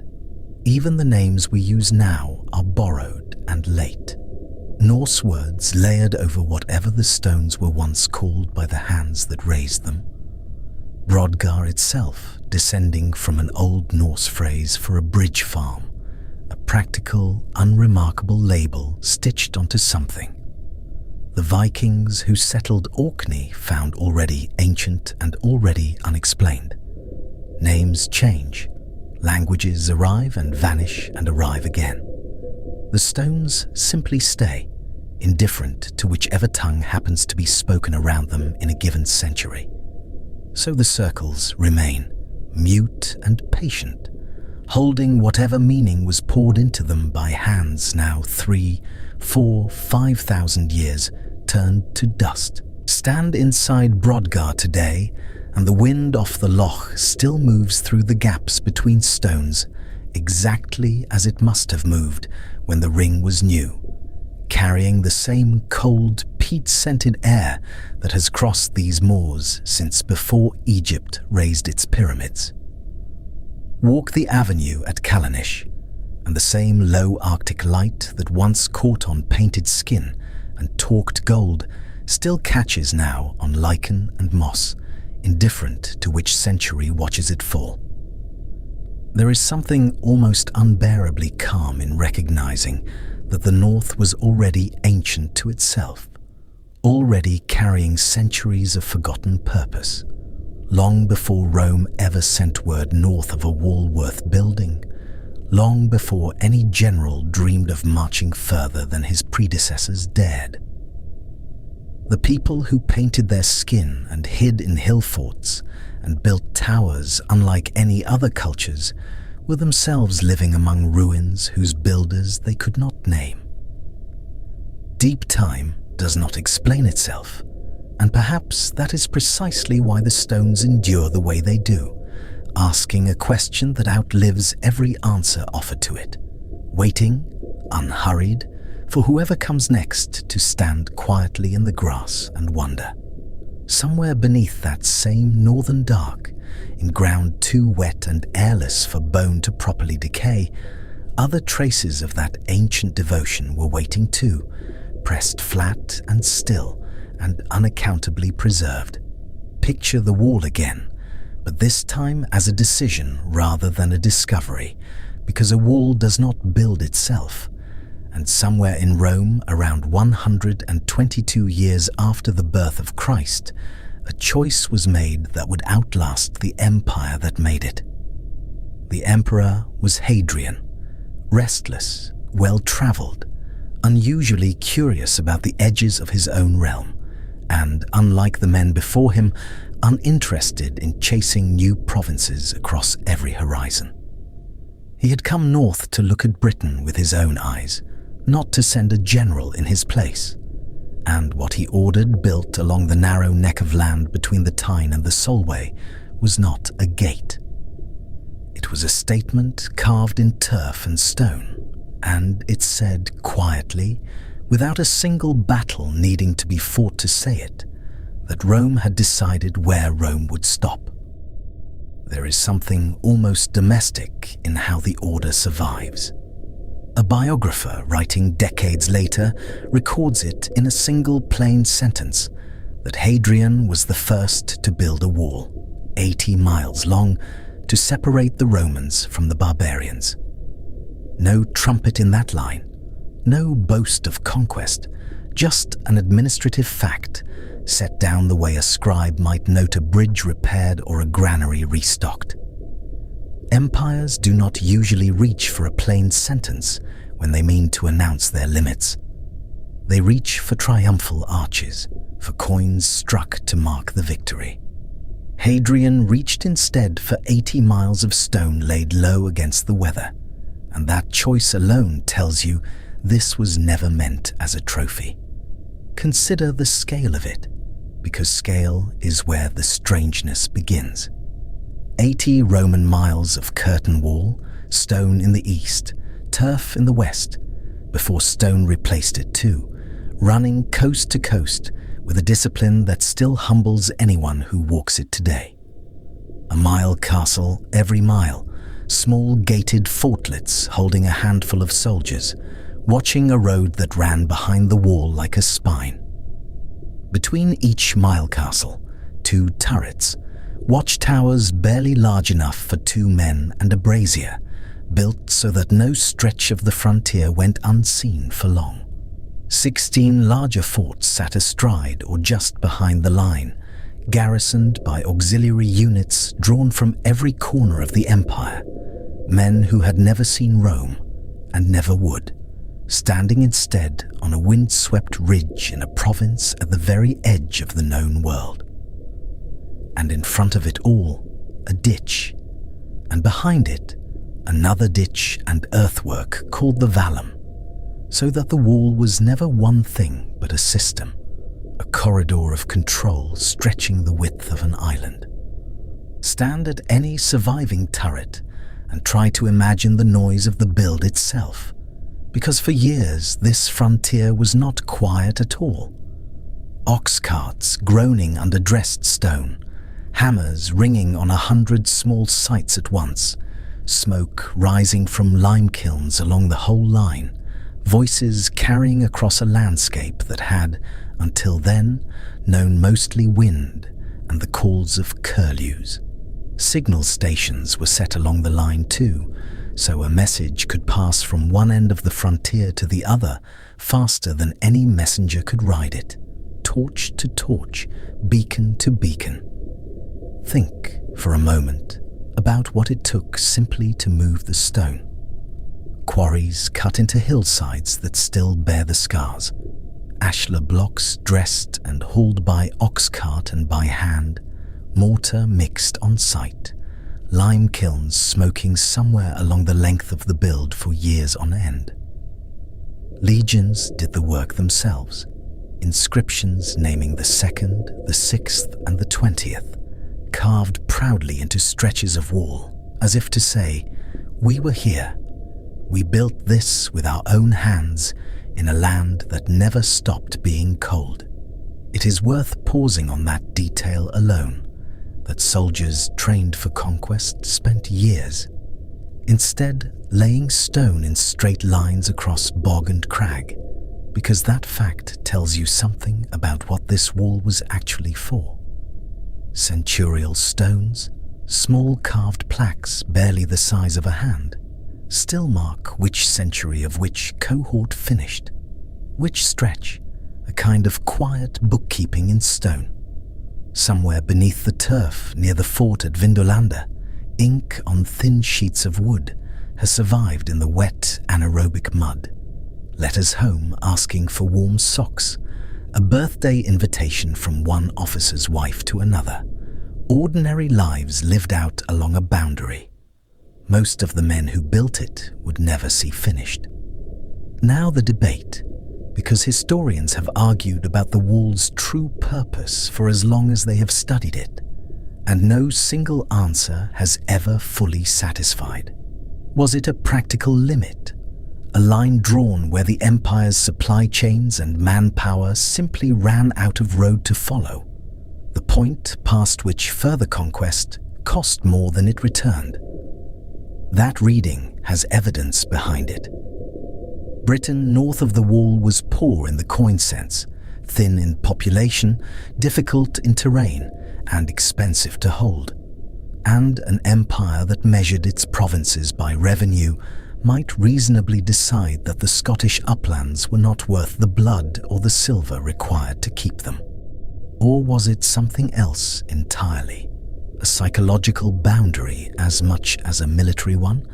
A wall meant less to stop an army and more to announce a mindset, to tell soldier and native alike exactly where civilization, as Rome understood the word, ended and where it did not reach. Customs posts built into the mile castle gates suggest movement was controlled rather than forbidden. Outright, traders and travellers passing through underwatch, taxed and counted, which hints that the wall's purpose was administrative as much as martial, a filter more than a fortress. Sheep and cattle likely crossed with their drovers, tolls collected on goods heading south, disputes settled at the gate rather than on some distant battlefield. An entire economy of small daily crossings that left almost no trace beyond a scatter of coins and broken pottery. Perhaps it was never one answer, but three answers layered on top of each other, defense and economy and symbol all built from the same stone, each one true depending on which gate you happen to be standing at and which century you happen to be standing in. Some who have spent long careers walking this ground favor a quieter reading still, that the wall was never truly meant to stop a determined army. 80 miles is too long a line to hold shoulder to shoulder against a real assault. What it did instead was slow everything to a walking pace and turn raiding into an errand that cost more than it was worth. And here is the detail worth sitting with, quiet as it is. Rome's whole genius across 4 centuries of expansion was absorption. It took a conquered people's gods and gave them Roman names. It took their sons and made them citizens after 25 years under the standard. It took their roads, their markets, their languages, and folded them into something larger, until being Roman had almost nothing to do with where a person was born. That is how an empire from a single city on the Tiber came to rule from the Euphrates to the edge of the Sahara, by making room inside itself for almost everyone it met. And then it reached the far end of an island in the cold Atlantic, and for the first time in its long story, it built a wall instead. Not a wall to keep an enemy from a city, the kind every ancient people built, but a wall meant to draw a line through a whole landscape and say, past this point, we will not try to make you one of us. It is a strange kind of admission for an empire so famous for never admitting a limit, and perhaps that strangeness is the real reason the wall still draws people to walk it, because a fortress tells you a story about strength, but a boundary tells you a story about restraint. And restraint is a far rarer thing to find carved into stone. Compare it to Rome's other frontiers, the wooden palisades along the Rhine, functional lines meant to be moved forward the moment the legions found the will to do it. Hadrian's wall was never built like a line waiting to be erased. It was built like a decision meant to hold, a permanence suggesting the emperor understood something his predecessors had not been willing to say aloud, that an empire, however vast, is not the whole world, and that knowing where you end can be its own kind of strength. Walk the wall today, along the sections that survive near Housesteads or Vindolanda, and the stone is silent about which answer is correct, offering only its length, its towers, its worn thresholds, where boots once passed through gates now open to the sky. Sheep graze along the ditch line. Curlews call over ground where a sentry once counted the hours by the light on the hills. Rain moves across the crags in grey curtains, and for a moment, the wall looks less like a monument to power than like something built by people who were, in their own careful way, drawing a boundary around their own uncertainty about how far a civilization can reach before it stops being itself. But Rome, as history remembers it, rarely accepted a line for long, and barely 20 years after Hadrian's wall was finished, a new emperor looked north from the same windswept province and decided the boundary should move. A second wall would rise, further north still, built in turf across the narrowest waste of Scotland, a fresh attempt to claim ground that Hadrian had chosen to leave behind. That wall, and the quiet retreat that followed it not long after, waits just ahead. You would think one wall would be enough. But Rome did not think that way, and neither, perhaps, did the emperors who inherited a frontier they had not built and did not entirely trust. Somewhere around 142 AD, under Antoninus Pius, a new governor named Quintus Lollius Urbicus marched north again, back across the very ground Agricola had bled for and abandoned a lifetime before, and he did what Hadrian had refused to do. He kept going, past the Tyne, past the Solway, up through the soft green waste of Scotland to the narrowest crossing of the land, where the Firth of Forth reaches toward the Firth of Clyde like two hands almost touching, and there he began to build again. This new wall was not stone, not at first, not mostly. It was turf, cut in long ribbons from the surrounding ground and stacked in courses on a stone base, packed and beaten until it stood perhaps 3 meters high, fronted by a ditch dug wide and deep enough to swallow a man standing upright. Timber did the work that masonry did further south: gateways, watch platforms, the bones of the forts themselves. Because turf could be raised faster than stone could be quarried, and speed, it seems, mattered here in a way it had not mattered on Hadrian's line. Whatever the reasoning, the result was a wall softer to the eye and quicker to the hand, 40 miles long, hugging the high ground where it could, so that a sentry on the rampart could see trouble coming from a long way off.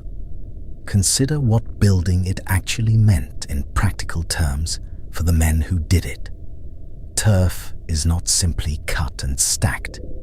Each block had to be sliced from waterlogged ground with iron tools, carried, laid and beaten flat before the next course went on top. And the whole rampart had to be raised in a climate that offered rain more readily than sunshine, mud underfoot for months at a stretch. Surveyors went ahead of the main work, marking the line across moor and river valley with a precision that still amazes people who walk it today, because the wall bends only where the land genuinely forces it to bend and holds dead straight everywhere else. Behind the surveyors came the diggers, and behind the diggers came the masons who laid the stone foundation course, and only then the turf cutters, an assembly line stretched across 40 miles of unfamiliar country, thousands of men working to a plan drawn up somewhere far to the south by people who might never see the finished thing. Along its length, the Romans planted forts at a density that still puzzles the people who study it. Where Hadrian's wall held its garrisons roughly 7 or 8 miles apart, this northern wall packed them close, sometimes barely 2 miles between one gate and the next, so that a man could walk from one fort to the next before the sun had moved far in the sky. Bearsden, Rough Castle, Croy Hill, names now mostly given by farmers and antiquarians centuries later, sitting over foundations the legions dug with their own hands in weather that must have felt like punishment. The density suggests worry. It suggests a border held together by nerve as much as by stone, watched constantly because it could not simply be trusted to stand on its own. Small fortlets filled the gaps between the larger forts, little more than a turf enclosure, and a handful of soldiers and beacon platforms stood at intervals along the rampart itself, ready to carry warning by fire from one end of the wall to the other, faster than any horse could ride it. Whoever planned this frontier did not simply want a barrier. They wanted eyes everywhere, and a voice that could travel the whole line in minutes rather than days. And for a while it worked, or seemed to. Soldiers were rotated up from the southern wall. Inscriptions were carved to mark distances built by particular legions, a habit almost boastful. Stone tablets recording exactly how many paces each unit had raised, as if pride could be measured in yards of turf. Bathhouses were built near some of the forts, because even at the edge of the known world, a soldier wanted somewhere warm to sit. Life, ordinary and administrative, went on inside this new frontier for perhaps 20 years. Grain came up from the south. Letters probably went the other way. It must have felt to the men stationed there like a place that intended to last. It did not last. Within a generation, less than one full lifetime, the Antonine Wall was abandoned, and the garrisons marched back south to reoccupy the older line at Hadrian's Wall, which had never actually been fully dismantled, only quieted, waiting perhaps without anyone quite admitting it, for exactly this outcome. The forts up north were not simply left to rot where they stood. Excavation has shown deliberate demolition in places, gates pulled down, ovens smashed, wells filled. The kind of careful destruction an army carries out when it wants nothing useful left behind for whoever comes after. That is not the behavior of a retreat in panic. It is the behavior of a withdrawal decided upon, planned and executed with the same discipline that had raised the wall in the first place. Why, though? That is where the record goes quiet and stays quiet, in a way that feels almost deliberate across nearly 2,000 years. No surviving Roman historian gives a clean, satisfying reason for the retreat. There is no dispatch that says, in so many words, we could not hold this ground, and here is precisely why. Instead, there are fragments, hints scattered across inscriptions and second-hand accounts, each pointing toward a different possibility. None of them proven, none of them ruled out. Some point to pressure from the tribes themselves, the same Caledonian confederations that had faced Agricola at Mons Graupius generations before, still unconquered, still capable of raiding and harassment, even if they could not or would not meet the legions in open battle again. A frontier under constant low-grade attrition is expensive to hold and slow to justify. One dead sentry and one burned granary at a time. Others point outward, away from Scotland entirely, toward trouble on the Danube, toward the endless redistribution of Roman manpower to wherever the empire's edges happen to be bleeding hardest in a given decade. Because Rome's attention, however vast its reach, was never infinite, and Britain sat at the very furthest tip of it. Coin hoards buried and never recovered along the frontier hint at moments of real fear, though fear of what exactly, no inscription bothers to say. Still others wonder about the land itself, about the cost of feeding a garrison strung across boggy, midge-thick country, so far from any port that could resupply it easily. Grain had to travel overland from depots to the south, and every extra mile was a mile where a wagon could be lost or simply never sent, and a soldier on short rations is not inclined to hold a line for long.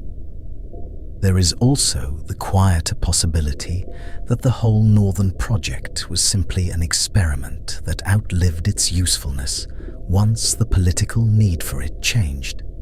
Antoninus Pius wanted, by most readings, a victory to open his reign, something to carve into stone and coinage back in Rome, proof the empire still expanded under an emperor who never once set foot in Britain himself. Once that message had been sent, the wall's practical worth to men far away in the Mediterranean may simply have mattered less than its cost. Frontiers, unlike coins, cannot be spent once and kept. None of these explanations cancel the others out. It may have been all three arriving together, or it may have been something closer to simple exhaustion. An empire deciding that a narrower, better fortified line was worth more than a wider, thinner one. What is certain is only the outcome. The Antonine Wall was given up. Hadrian's Wall, reoccupied, refortified, restaffed, became once again the true edge of Roman Britain, and would remain so, on and off, for the better part of 2.5 centuries afterward. Proof, if proof was needed, that the first wall had understood something about this land that the second wall, for all its ambition, had not. What remains today is quieter than the southern wall by far. No towering stretches of masonry, no photogenic ruins climbing over crags the way Hadrian's does at Housesteads or Steel Rig. Mostly it survives as an earthwork, a long low rampart and ditch running through fields and golf courses and the edges of Scottish towns, easy to miss if you do not know to look, easy to walk straight past without ever knowing your boots are tracing the very edge of an empire's ambition. Grass has folded itself back over the turf that was cut to build it, so that the wall has, in a sense, simply returned to what it was always made from. And perhaps that is its own kind of lesson, offered quietly, without any Roman voice left to explain it properly. A line drawn twice in the same landscape, in the same general direction, by the same empire, and abandoned twice, tells you something about the limits of ambition, even at its most organized, most disciplined, most confident. Hadrian's wall was restraint chosen deliberately. The Antonine wall was ambition tried once more, and found in the end unsustainable. Not defeated exactly, never dramatically overrun in any account that survives, but simply given up, quietly, the way so many frontiers eventually are, when the cost of holding them outweighs whatever they were meant to protect. Somewhere beneath that grass, the questions remain unanswered still, waiting the way the land itself seems content to wait, for a history that may never fully return to explain them.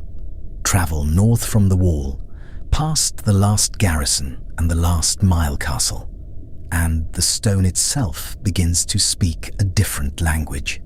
In the fields and churchyards of eastern Scotland, tall slabs of sandstone and granite stand marked with symbols that no Roman ever learned to read, and that no scholar since has fully translated either. At Aberlemno, 3 great stones rise from the roadside and the kirkyard, their faces cut with shapes that repeat like a private alphabet. There is the crescent, curved like a waning moon and crossed by a broken arrow. There is the double disc, 2 circles joined by a bar, sitting side by side like a pair of watching eyes. There is the mirror, and beside it, more often than not, the comb. There are beasts too, long-necked and impossible, swimming through stone as if the carver had seen something the rest of us never will. Historians call this creature the Pictish beast, and no one has ever matched it to any animal that walked or swam in Britain. Some have called it a dolphin, some have called it a kelpie, a horse born of water and myth. Others simply admit defeat and let it remain what it always was, a shape without a name. Rest here a moment and look closely. The lines are deep, confident, made by a hand that knew exactly what it intended, even if we do not. Run a finger along the groove of a crescent, worn smooth in places by centuries of rain, and you can still feel the pressure of the original chisel, the small hesitations where the carver paused, adjusted, and struck again. These are the Picts, the people the Romans could not conquer and barely bothered to name beyond a word that meant, roughly, the painted ones. They lived beyond the walls, beyond the frontier, in a land of firths and glens where the Roman legions marched but never truly settled. And they left behind something the legions never did, a script carved into stone, dense with meaning, that has resisted every attempt at translation for more than 1,000 years. Some stones stand alone in fields, weathered by centuries of rain and salt wind, half sunk into ground that has slowly reclaimed them. Others were later moved into churchyards, given a second life as memorials to a faith the Picts themselves had not yet met when the symbols were first cut. Crosses were added later, sometimes carved by different hands, on the reverse face of stones that had once carried only the old symbols. Two systems of belief, laid one on top of the other, sharing the same slab of sandstone without ever quite explaining each other.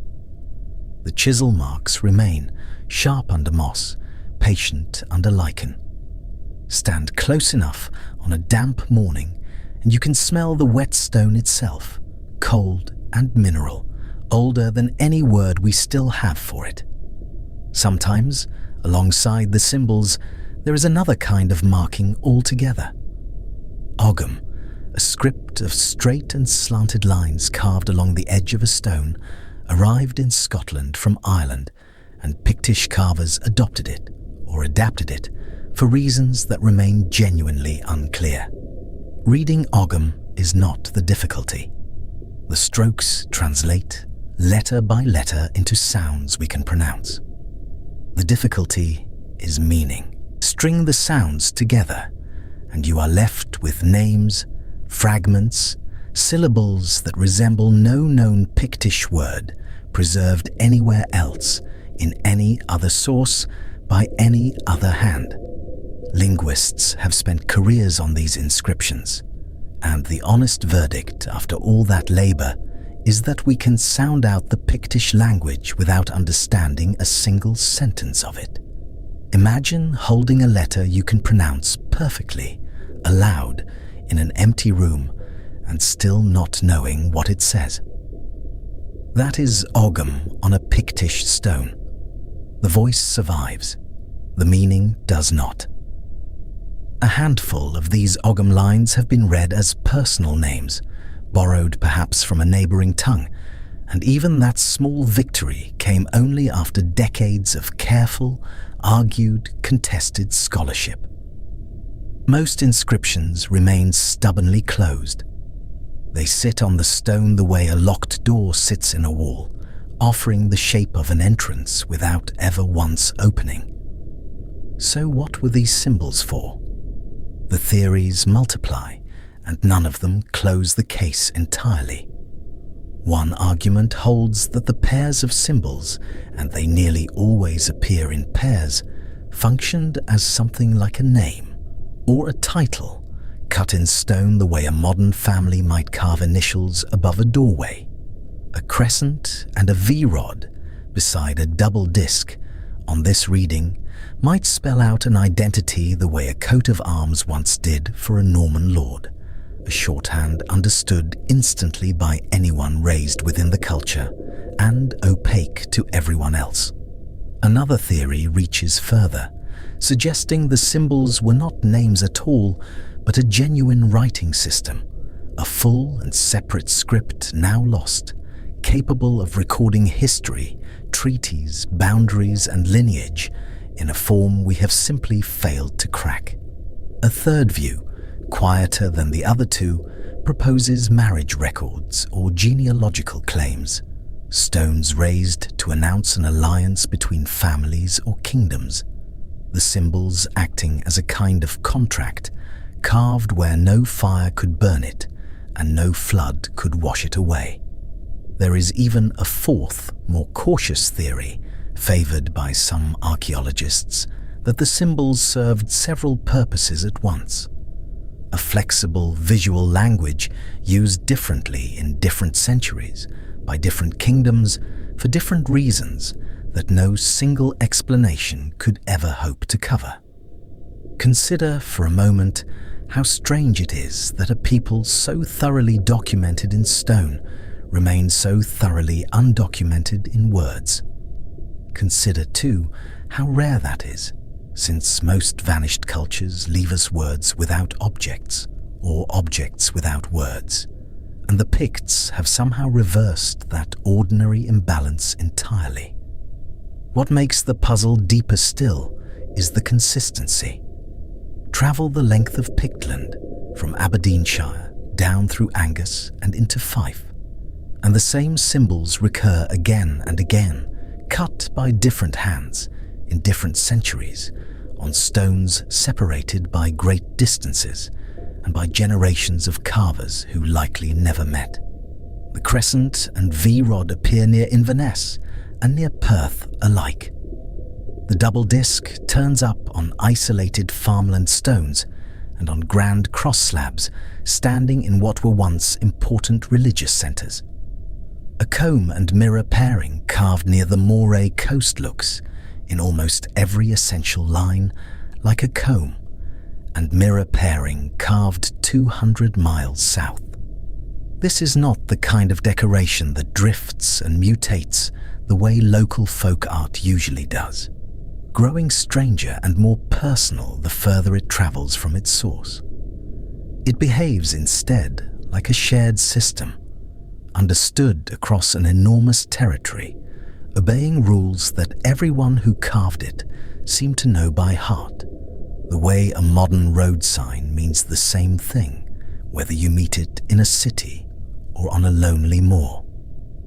And yet we, looking at it centuries later, hold no key at all. We can see that the code exists. We cannot see what it unlocks. Somewhere between the crescent and the comb, the specific and the abstract, sat a meaning so ordinary to the people who made it that nobody thought to write it down in any other form. There is something almost unbearably intimate about that gap. A wedding announced in stone, perhaps, or a warrior's name, or a claim to land passed down through a mother's line rather than a father's, since some historians believe Pictish inheritance ran that way, through women, through queens whose names never made it into any surviving king list. We simply do not know, and the not knowing has its own strange weight, heavier somehow than an answer would be. Touch the stone at Aberlemno on a cold morning when the frost has not yet burned off the field, and the carved lines catch the low light in a way that makes the beast seem, for a heartbeat, to move. That is the sensory truth of these stones. They were not built to be silent. They were built to speak, clearly, to an audience that has since vanished entirely, leaving the message intact and the language gone. Somewhere in that vanished audience stood a person who understood every symbol at a glance, the way you might read a road sign or a family crest without pausing to think. And that ease, that fluency, is precisely what we can no longer recover, no matter how carefully we measure the angle of a carved line. Because that is finally what happened. The Picts did not fade the way empires usually fade, through conquest or collapse recorded neatly in some chronicler's ledger. Their kingdom merged over generations with the Gaelic-speaking kingdom of Dalriata to the west, and their spoken language slipped away so completely that not a single Pictish sentence survives anywhere, in any source, in any form we can confidently read. What survives instead is stone. Hundreds of carved slabs, standing in fields and kirkyards from Sutherland to Fife, each one holding a message that has outlasted the tongue that once explained it. New symbol stones are still found from time to time, turned up by a plough, or a drainage ditch, or a garden spade. Each fresh discovery a small reminder that the record is not yet closed, that the ground itself is still quietly giving up its evidence. The symbols remain patient, upright, weathering slowly under Scottish rain, waiting for a key nobody living now possesses.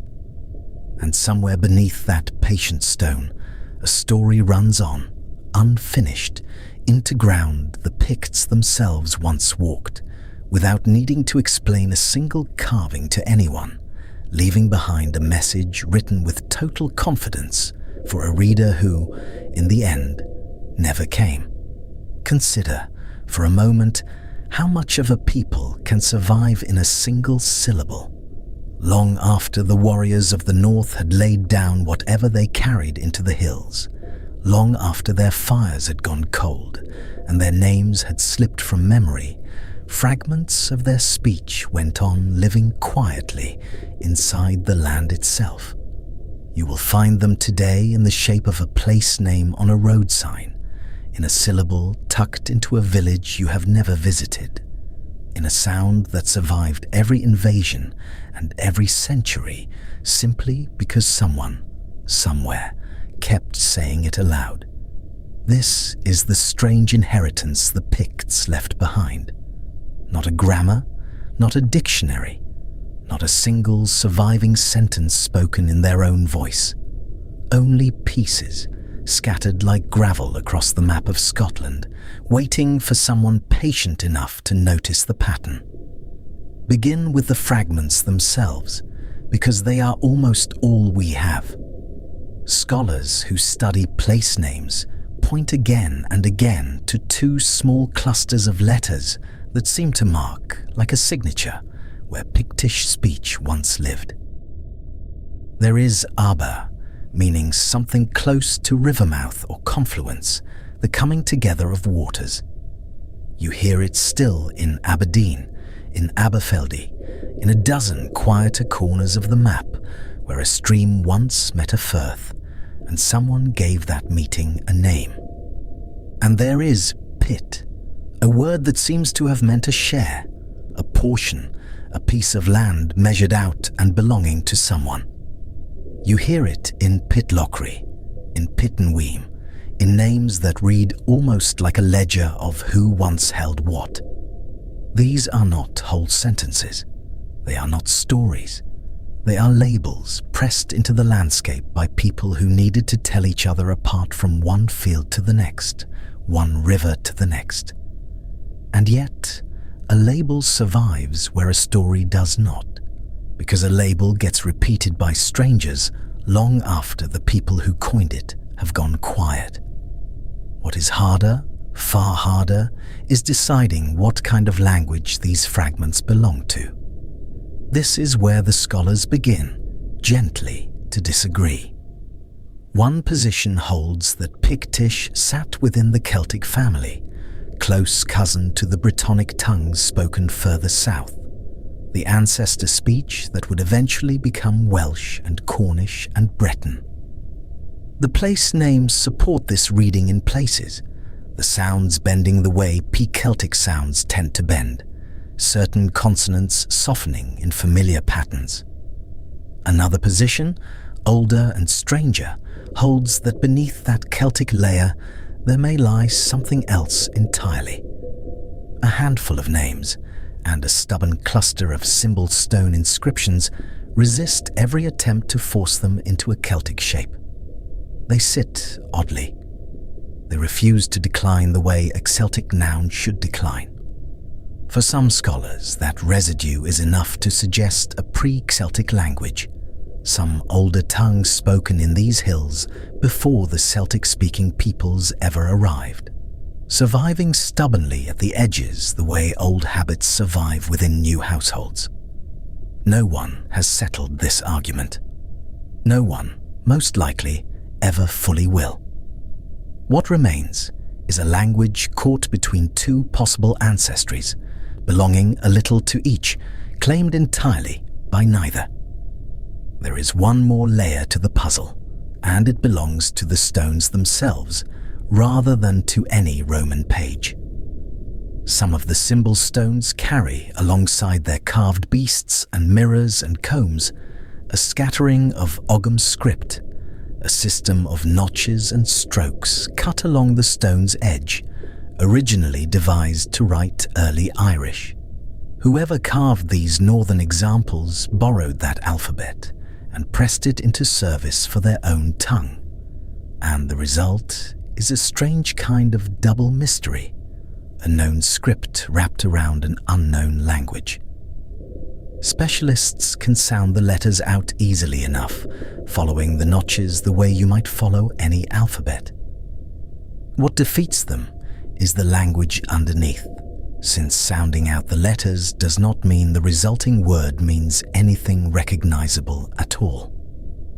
A handful of these Ogham inscriptions have been read aloud 100 different ways by 100 different scholars, and none of the readings has ever satisfied the whole field.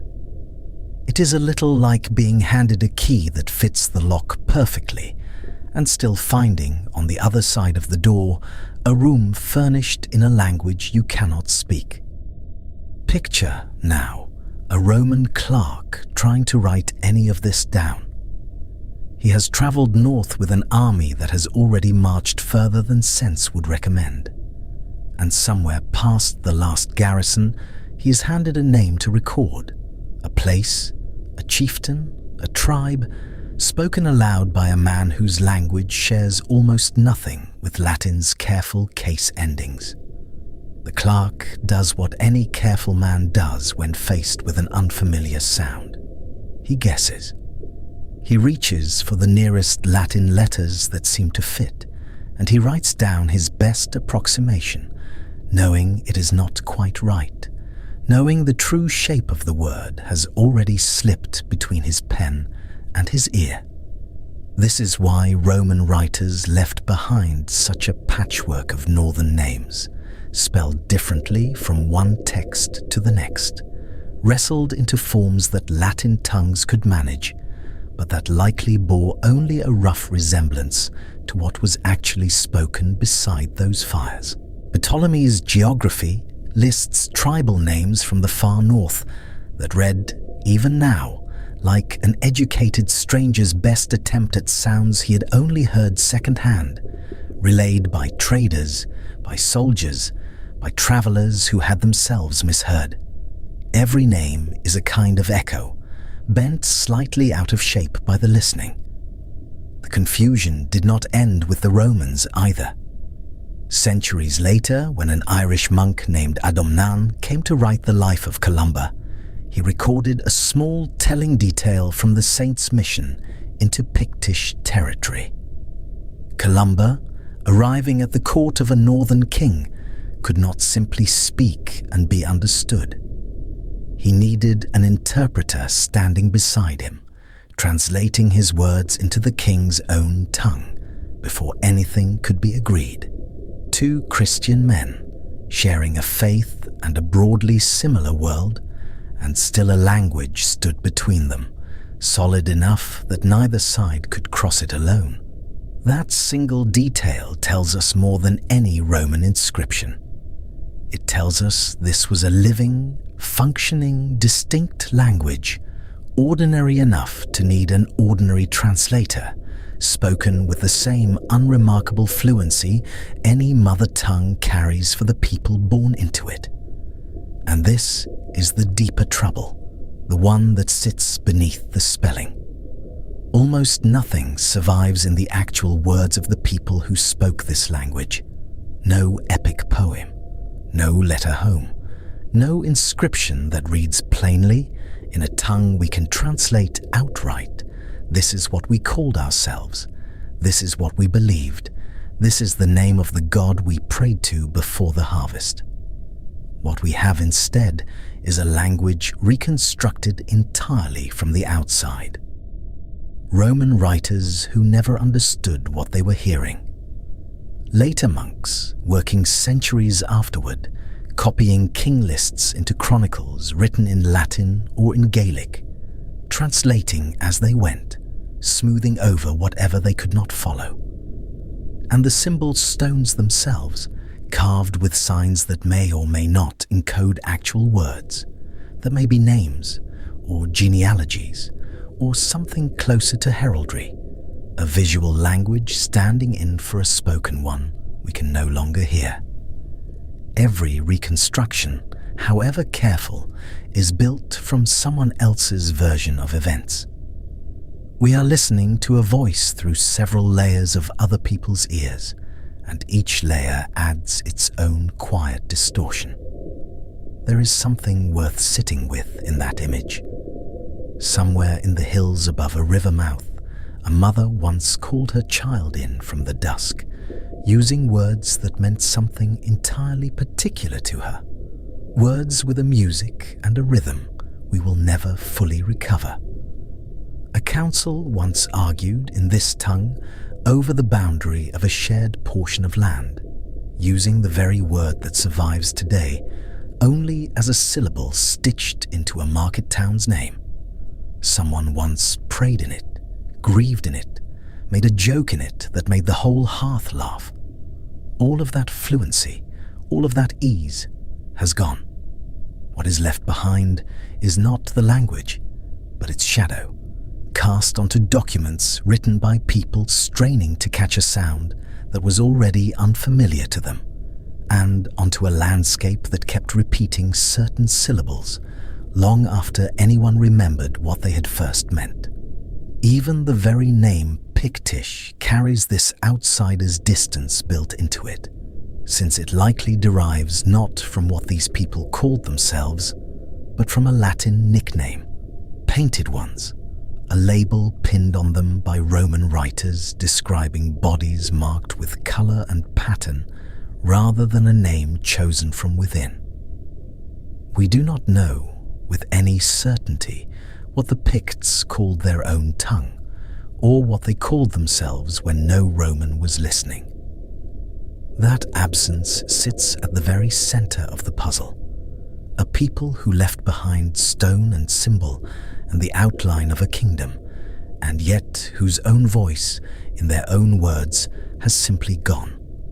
So the puzzle remains open, and perhaps it is right that it should. Place names still murmur their fragments across the map, Aber and Pit, repeating themselves in villages that have long since forgotten why. Symbol stones still hold their carved rows of shapes, waiting, patient as the stone itself, for a reading that may never fully arrive. Somewhere between the Celtic tongues to the south and whatever older speech may have lingered beneath them, a language once lived here, in full, spoken easily, argued in, sung in, and it slipped away almost as completely as the people who once spoke it, leaving only these small, stubborn traces behind for us to turn over quietly in the dark and wonder. Rome wrote down many things it feared, and among them, repeated by more than one classical hand, was a claim about the peoples north of the walls, that they took heads. Not as frenzy, the writers insisted, but as practice, almost as accounting, a warrior's worth measured in what he carried home. Diodorus Siculus, describing Gauls rather than Britons, said the severed head of a defeated enemy was fixed to a horse's neck and brought back in triumph, then nailed above a doorway or embalmed in cedar oil and shown to guests like a trophy passed round a table. Strabo repeated something close to it and even added a detail of his own, that the finest heads kept longest belonged to men of the highest standing, as though status itself could be measured in what a warrior refused to let go of. Neither writer claimed to have seen this practice with his own eyes. Both were passing on what earlier travelers, traders, and soldiers had told them, tales already old by the time they were copied into a manuscript, tales that had crossed a sea and several languages before reaching a desk in Rome or Alexandria. That distance matters. It is the distance between a custom and a rumor about a custom, and the two do not always look the same by the time they arrive. Whether the far north followed the same custom exactly, or whether Roman writers simply folded every Celtic-speaking people into one shared reputation, is a question the sources themselves cannot answer, because none of them had walked the ground they wrote about. What survives is not a single clean account, but an echo, repeated at a distance, growing more certain with each retelling, the way rumors do. And yet the belief did not need to be entirely true to do its work. A reputation, once it takes hold, behaves like a weather system. It does not require verification, only wind. Soldiers posted along the frontier did not read Diodorus before they marched. They heard stories from other soldiers, from traders, from deserters, from the mouths of people who had themselves never crossed the line. By the time such a story reached a young legionary shivering at a turf rampart, it had already been embroidered many times over, and it had already done its damage. Archaeology offers something steadier than rumour, though far less dramatic than the old accounts suggest. At a handful of Iron Age sites in southern Britain, skull fragments have been found built into ditch fills, set into gateways, or arranged with a deliberateness that rules out chance. At Bradden Hill, cut and weathered skulls lay scattered near a hill fort entrance, their placement suggesting display rather than accident, though whether they belonged to defeated enemies, honoured ancestors, or something in between remains genuinely unknown. Elsewhere, curated skull fragments turn up in pits and boundary ditches with a regularity that feels intentional, worn smooth in places as though handled again and again across years, perhaps generations, before they were finally set into the earth. Further west, at sites along the Thames and its tributaries, more skulls have surfaced than any single flood or battle could plausibly explain. Drawn up from the riverbed over generations of dredging, their number alone suggesting deliberate deposit rather than accident, though the river offers no dates, no names, no way of separating one century's dead from another's. At other enclosures, fragments show cut marks made not in the heat of a fight, but afterward, with the kind of careful, repeated stroke a person makes when preparing something for keeping rather than discarding. Though even here, the archaeologists are careful to say that cut marks alone cannot tell you whether the person was an honoured elder, a defeated stranger, or something else the modern mind has no ready category for. None of this proves the elaborate headhunting the classical writers described, the oiled trophies, the doorway nails, the drinking cups worked from an enemy's skull that later Roman authors also whispered about. It proves something quieter and, in its way, more unsettling. That heads mattered here, that they were kept, moved, displayed, and treated as objects worth curating long after the person they belonged to had died. Whether that curation grew from war, from reverence, from a boundary right marking where one people's land ended and another's began, or from some blend of all three that no single word quite covers, the bones themselves keep their silence, offering texture without offering testimony. Belief and evidence sit awkwardly beside each other on this point, neither fully confirming nor fully dismissing the other, and that gap is where the true history of the frontier actually lives. It is worth pausing on how thin the written record really is. A handful of Greek and Roman authors, writing at second or third hand, describing customs they had not witnessed, among peoples they had not met, using words shaped by their own fears as much as by any fact in front of them. Ethnography of this kind, ancient or otherwise, tends to tell you more about the observer than the observed, and Rome's observers were frightened men writing for frightened readers back home. Still, the fear was real, whatever its exact cause. Legionaries stationed at the northern edge of empire wrote, where writing survives at all, of country that unsettled them long before any battle began. Mist that swallowed sightlines, silence that pressed too close, hills that seemed to watch rather than simply stand.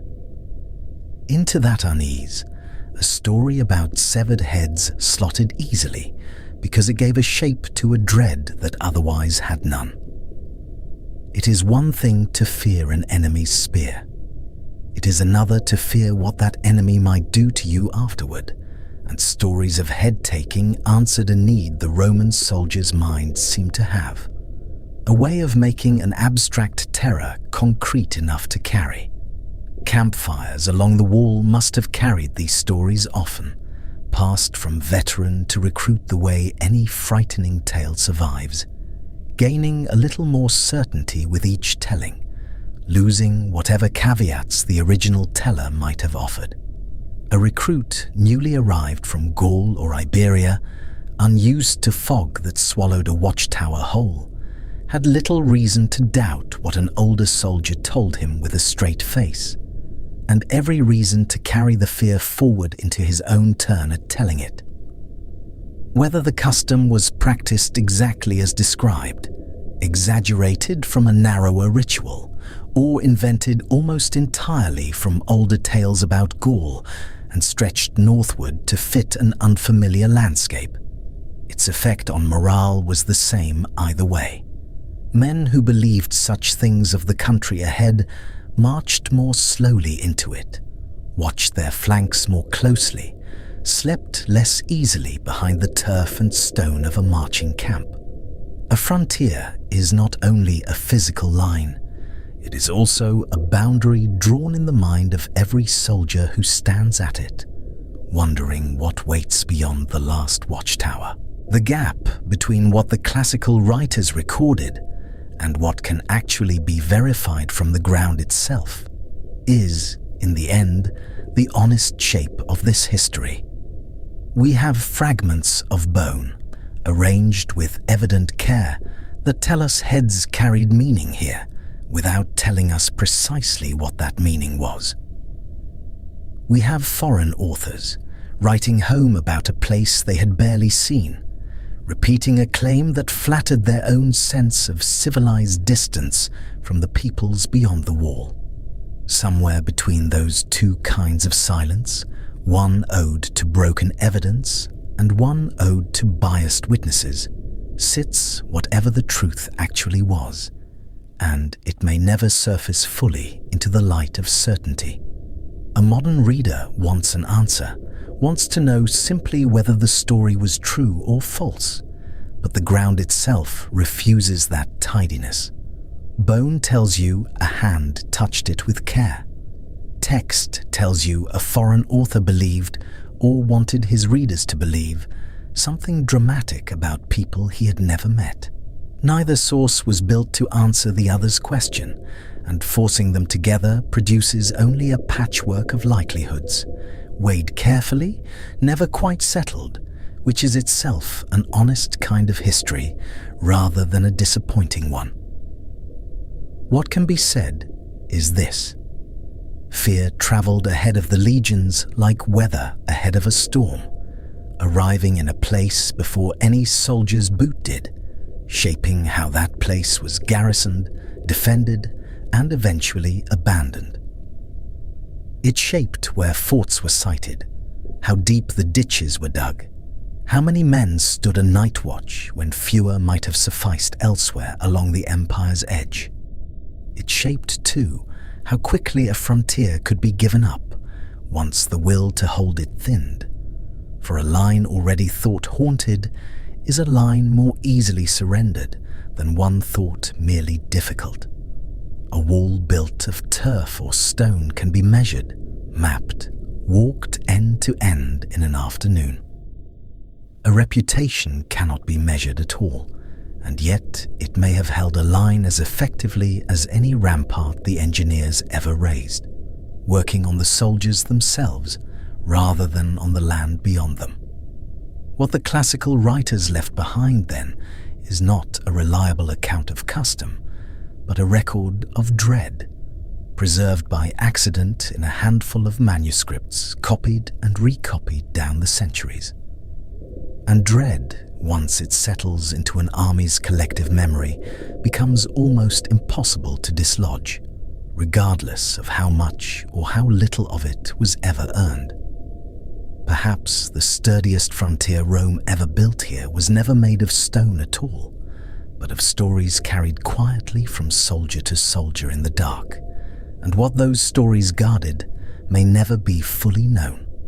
There is a kind of evidence that does not sit in a museum case and does not weather in the rain the way a symbol stone does, and yet it has begun to speak more plainly than either.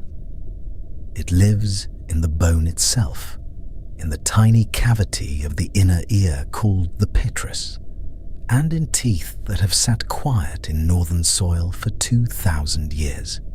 In the last decade, laboratories in Edinburgh and York and Copenhagen have opened Iron Age skeletons from Orkney, from Caithness, from the broch mounds of the far north, and pulled out something the stones could never give up on their own.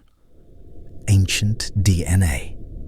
A molecule small enough to hide inside a single tooth root and old enough to carry the memory of who bore it, who its parents were, and where, roughly, its ancestors had once stood beneath a different sky.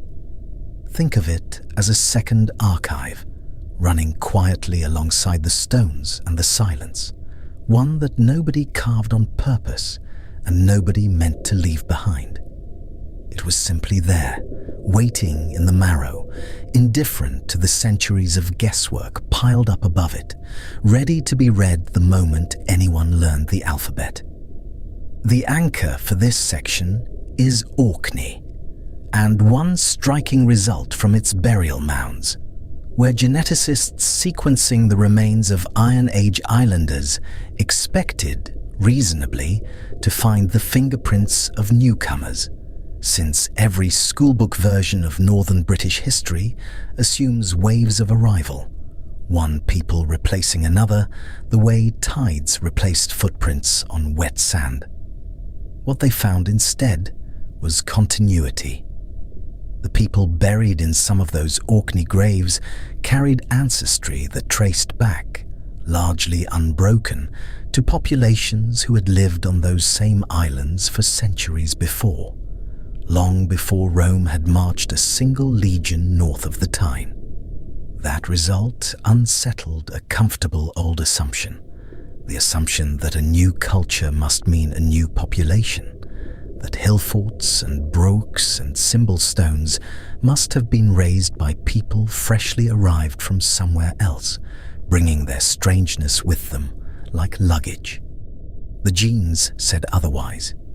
The genes said these were, in large part, the same families, generation folding into generation, the land itself acting less like a crossroads than like a hearth that people simply stayed beside. Consider what that means for a farmstead above Scapa Flow, worked by the same lineage decade after decade, the same hands turning the same soil while Rome rose and strained, and eventually retreated south. No invasion interrupted them.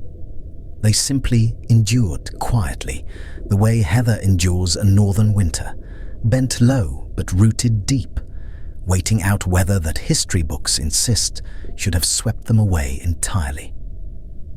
And yet, continuity was never the whole answer, because alongside that steady thread, the same studies found threads of mixing, quiet and gradual, running through the centuries, like water finding its way between stones. Some individuals carried ancestry linked to populations further south, further east, evidence of contact that never made it into any Roman account, contact that left no wall, no inscription, no name a historian could later copy into a ledger. A trader's child, perhaps, or a marriage brokered between a hill fort and a harbour, or simply the slow drift of people along coastlines that were never as isolated as later maps like to suggest. The concrete detail worth holding onto here is a single Orcadian grave, a woman buried with care sometime in the first centuries of the Common Era, whose genome showed her deeply rooted in island ancestry, and yet carrying faintly a strand that pointed elsewhere, a thread the stones around her body could never have hinted at, because stone does not remember ancestry, only shape. Other graves tell smaller, stranger versions of the same story, a scatter of individuals here and there across the northern sites whose ancestry does not sit quite where the majority sits, small variations that resist any single tidy explanation. A boat blown off course, perhaps. A daughter sent north to marry into an allied household, or a captive taken and, over years, absorbed entirely into the community that took her. The record cannot say which. It offers only the fact of difference, faint and undated, and leaves the story around it to the imagination, the way it always has. This is where the science begins to complicate the tidy word so many people reach for, the word Pictish, as though it named a single tribe with a single origin story, a single migration, a single founding moment worth carving into legend. The genetic evidence resists the tidiness the way mist resists a hand. What the DNA increasingly suggests is not one people arriving to become Picts, but many small related communities, already ancient on that land, absorbing outsiders here and there in small numbers over long stretches of time, never merging into anything so simple as a single bloodline with a single beginning. The word Pictish, it turns out, may describe a culture, a way of carving stone and marking skin and organizing a hill fort, far better than it describes a population in the genetic sense. And that gap between cultural label and biological reality is itself a kind of discovery, quiet and humbling, the sort that rewrites textbooks without ever making a headline. It means the symbol stones scattered from Aberdeenshire to Sutherland were not necessarily raised by one unified nation admiring its own reflection. They may have been raised by many separate related communities, each proud of a shared visual language, each still distinct in blood and custom, and, quite possibly, in the words they used at their own hearths. Unity of culture, diversity underneath it. The two sit together far more comfortably in a genome than they ever have in a chronicle written by outsiders looking for a single enemy to name. There is a sensory weight to imagining this work as it actually happens, far from any battlefield or hill fort, in a clean laboratory lit by fluorescent light, where a technician in a mask and gloves drills a fine white powder from the base of a 2,000-year-old tooth, a powder that smells faintly of scorched bone, and feeds it into machines that translate mineral into letters, letters into ancestry, ancestry into a story that no chronicler ever thought to write down, because no chronicler could have known to look. It is strange to think that the most intimate fact about a Pictish farmer, the exact makeup of their inherited blood, has survived 2 millennia inside a tooth, while their name, their language, the sound of their voice calling across a field is gone entirely and will never return.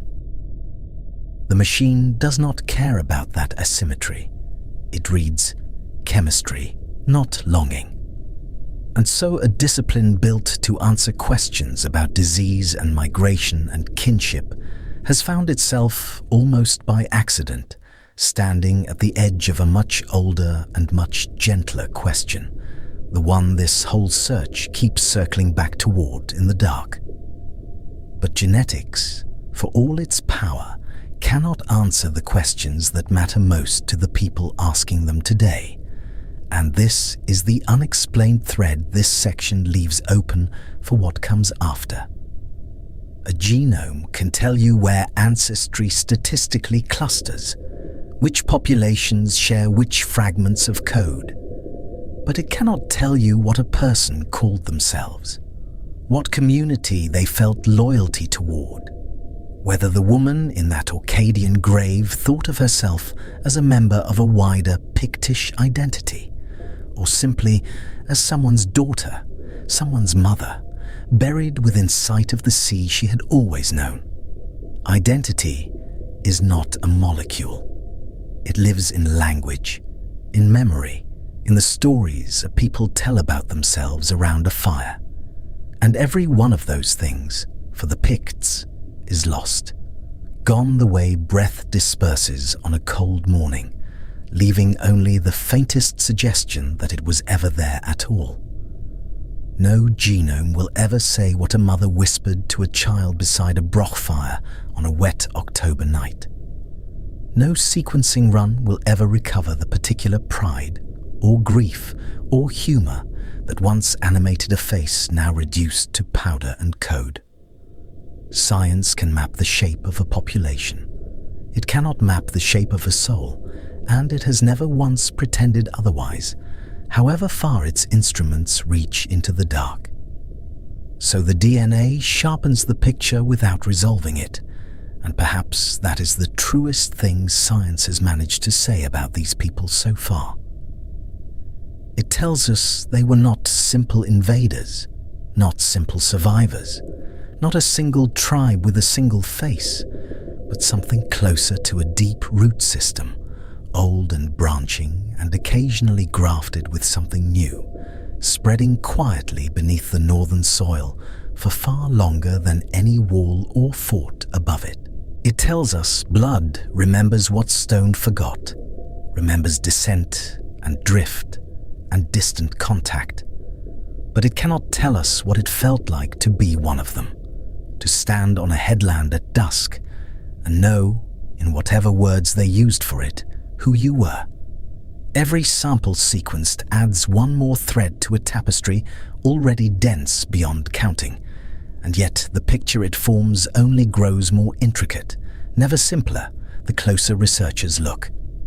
That, perhaps, is the honest shape of this kind of knowledge.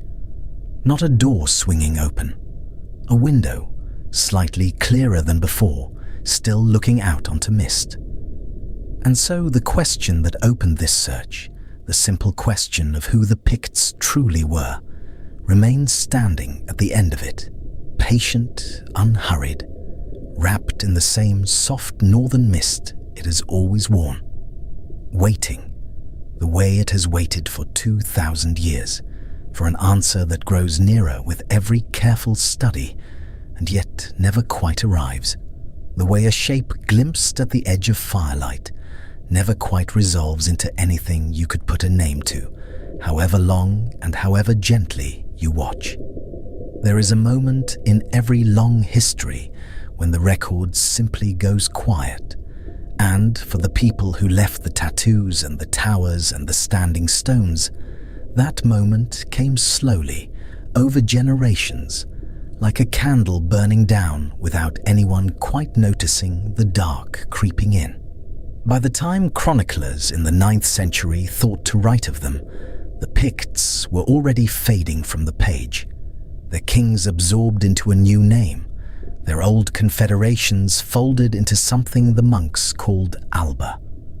No battle marks the end, no treaty, no burning hall, no single defeat that a storyteller could point to and say, "Here, this is where it stopped." Instead, there is only a slow contraction of mentions, fewer stones raised, fewer symbols carved, until the sources speak of Scots where once they spoke of Picts, and the transition happened so gently that no one at the time seems to have thought it worth explaining. Historians have offered their theories, each one reasonable, each one incomplete. Some point to conquest, a Gaelic-speaking dynasty from the west absorbing Pictish territory through marriage and war and the slow arithmetic of power, until Kenneth MacAlpin's line ruled a kingdom that no longer called itself Pictish at all. Others prefer assimilation, a merging so unforced it barely counts as an ending. Two neighboring peoples who had traded and fought and intermarried for centuries, simply choosing, generation by generation, to speak the language of the church and the court, rather than the language of their grandmothers. Still others describe something closer to drift, a slow cultural tide in which Gaelic monasteries, Gaelic saints, and Gaelic record-keeping simply outlasted their Pictish counterparts, so that within a few generations the old tongue survived only in place names and the memory of stones. None of these theories cancels the others, and none of them, on its own, accounts for a language and an identity, vanishing so completely that scholars still argue over what the Picts even called themselves. Charters that once bore Pictish names begin within a few generations to bear Gaelic ones instead, as though a whole people had simply agreed, quietly and without ceremony, to answer to a different word. Monasteries that had once served Pictish patrons pass, almost without comment in the surviving record, into Gaelic hands, their libraries recopied, their saints renamed, their older allegiances left to gather dust in whatever corner of memory such things go to rest. It is tempting to imagine a single decisive year, a court somewhere issuing a decree that the old tongue be set aside, but nothing in the evidence supports so tidy a picture. What the record shows instead is erosion, the kind that takes a coastline apart, wave by unremarkable wave, so slow that no single year could ever be blamed for the shape of the loss. What is left to us are fragments, and it is worth returning to them now, one more time, not to solve anything, but to hold them together in the same hand. There is the wall, first, Hadrian's long grey scar across the narrow neck of the island, built not to conquer the north, but to admit that it could not be conquered. A monument to the limits of an empire that had swallowed most of the known world and still chose here to stop and build a fence instead. There is the second wall further north, the Antonine, raised in ambition and abandoned within a generation, its turf ramparts left to the weather and the memory of soldiers who had marched up to hold ground they would not keep. There are the hillforts, Traprain Law and Eildon Hill North, their ramparts still visible on the skyline for anyone willing to climb and look. Evidence of communities organized enough to gather thousands within a single boundary, ambitious enough to trade with Rome even while resisting it. There are the brochs, those strange drystone towers whose purpose still divides the archaeologists who study them, standing along the coasts like something built by people who understood siege and shelter both, structures that needed no mortar and no written explanation to endure 2,000 years of wind.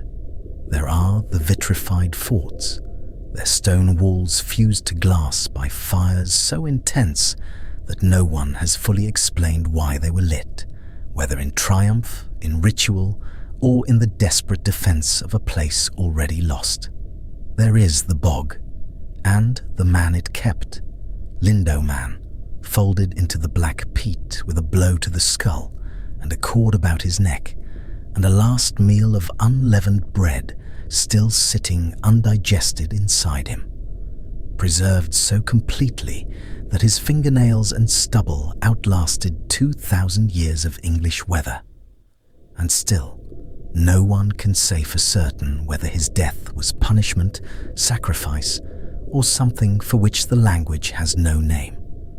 There are the standing stones older still, Brodgar and Callanish, circles raised long before the word Pict existed, inherited by later generations as monuments to something even they no longer fully understood.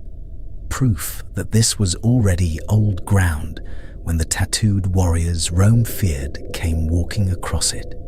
Whoever raised those rings had no name for the people who would one day paint themselves blue and hold the line at Mons Graupius.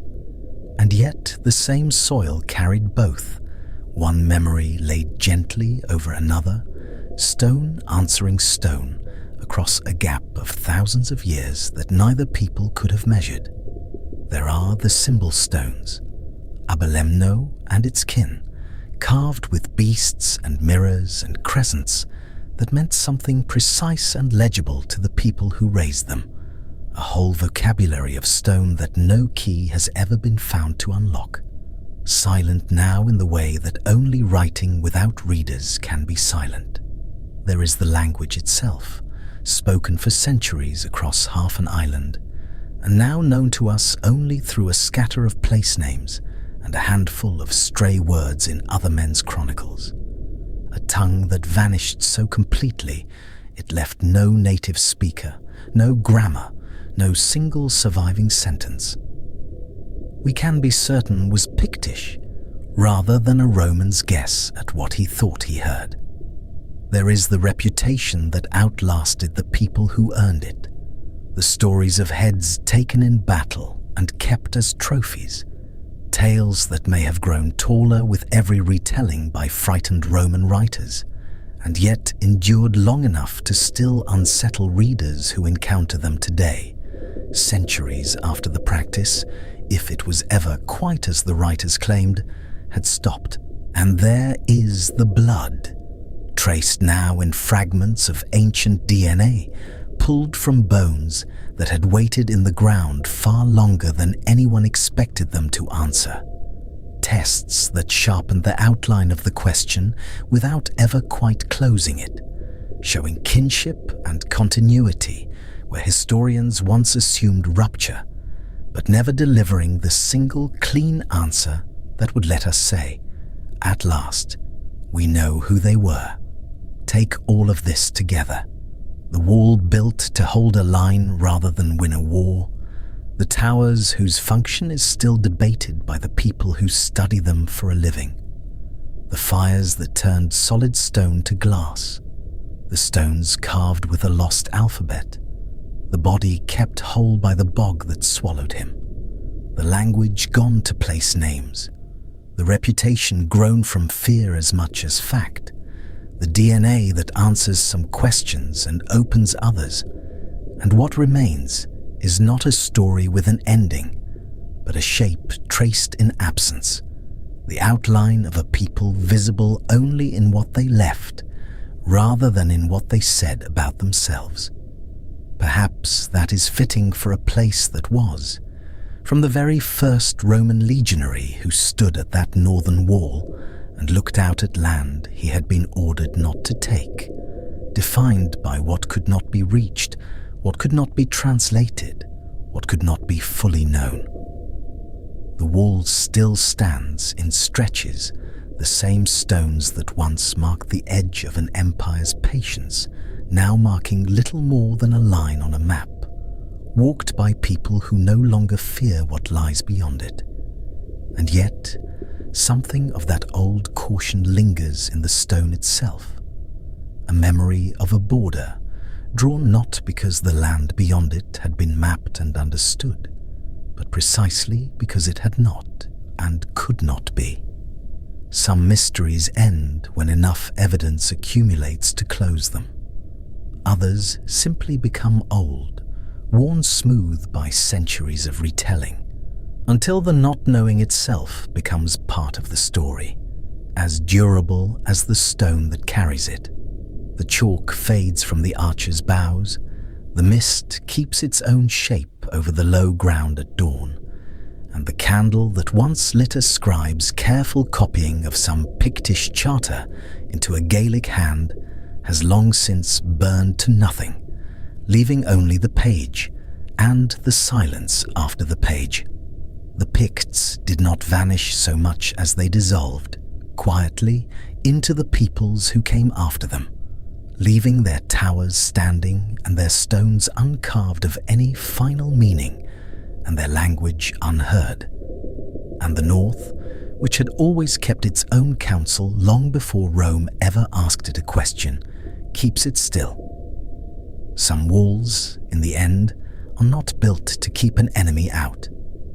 They are built because a people once understood, better than any empire that came after them, that certain things are not meant to be conquered, only lived beside in the dark, in the quiet, at the very edge of what anyone can know for certain.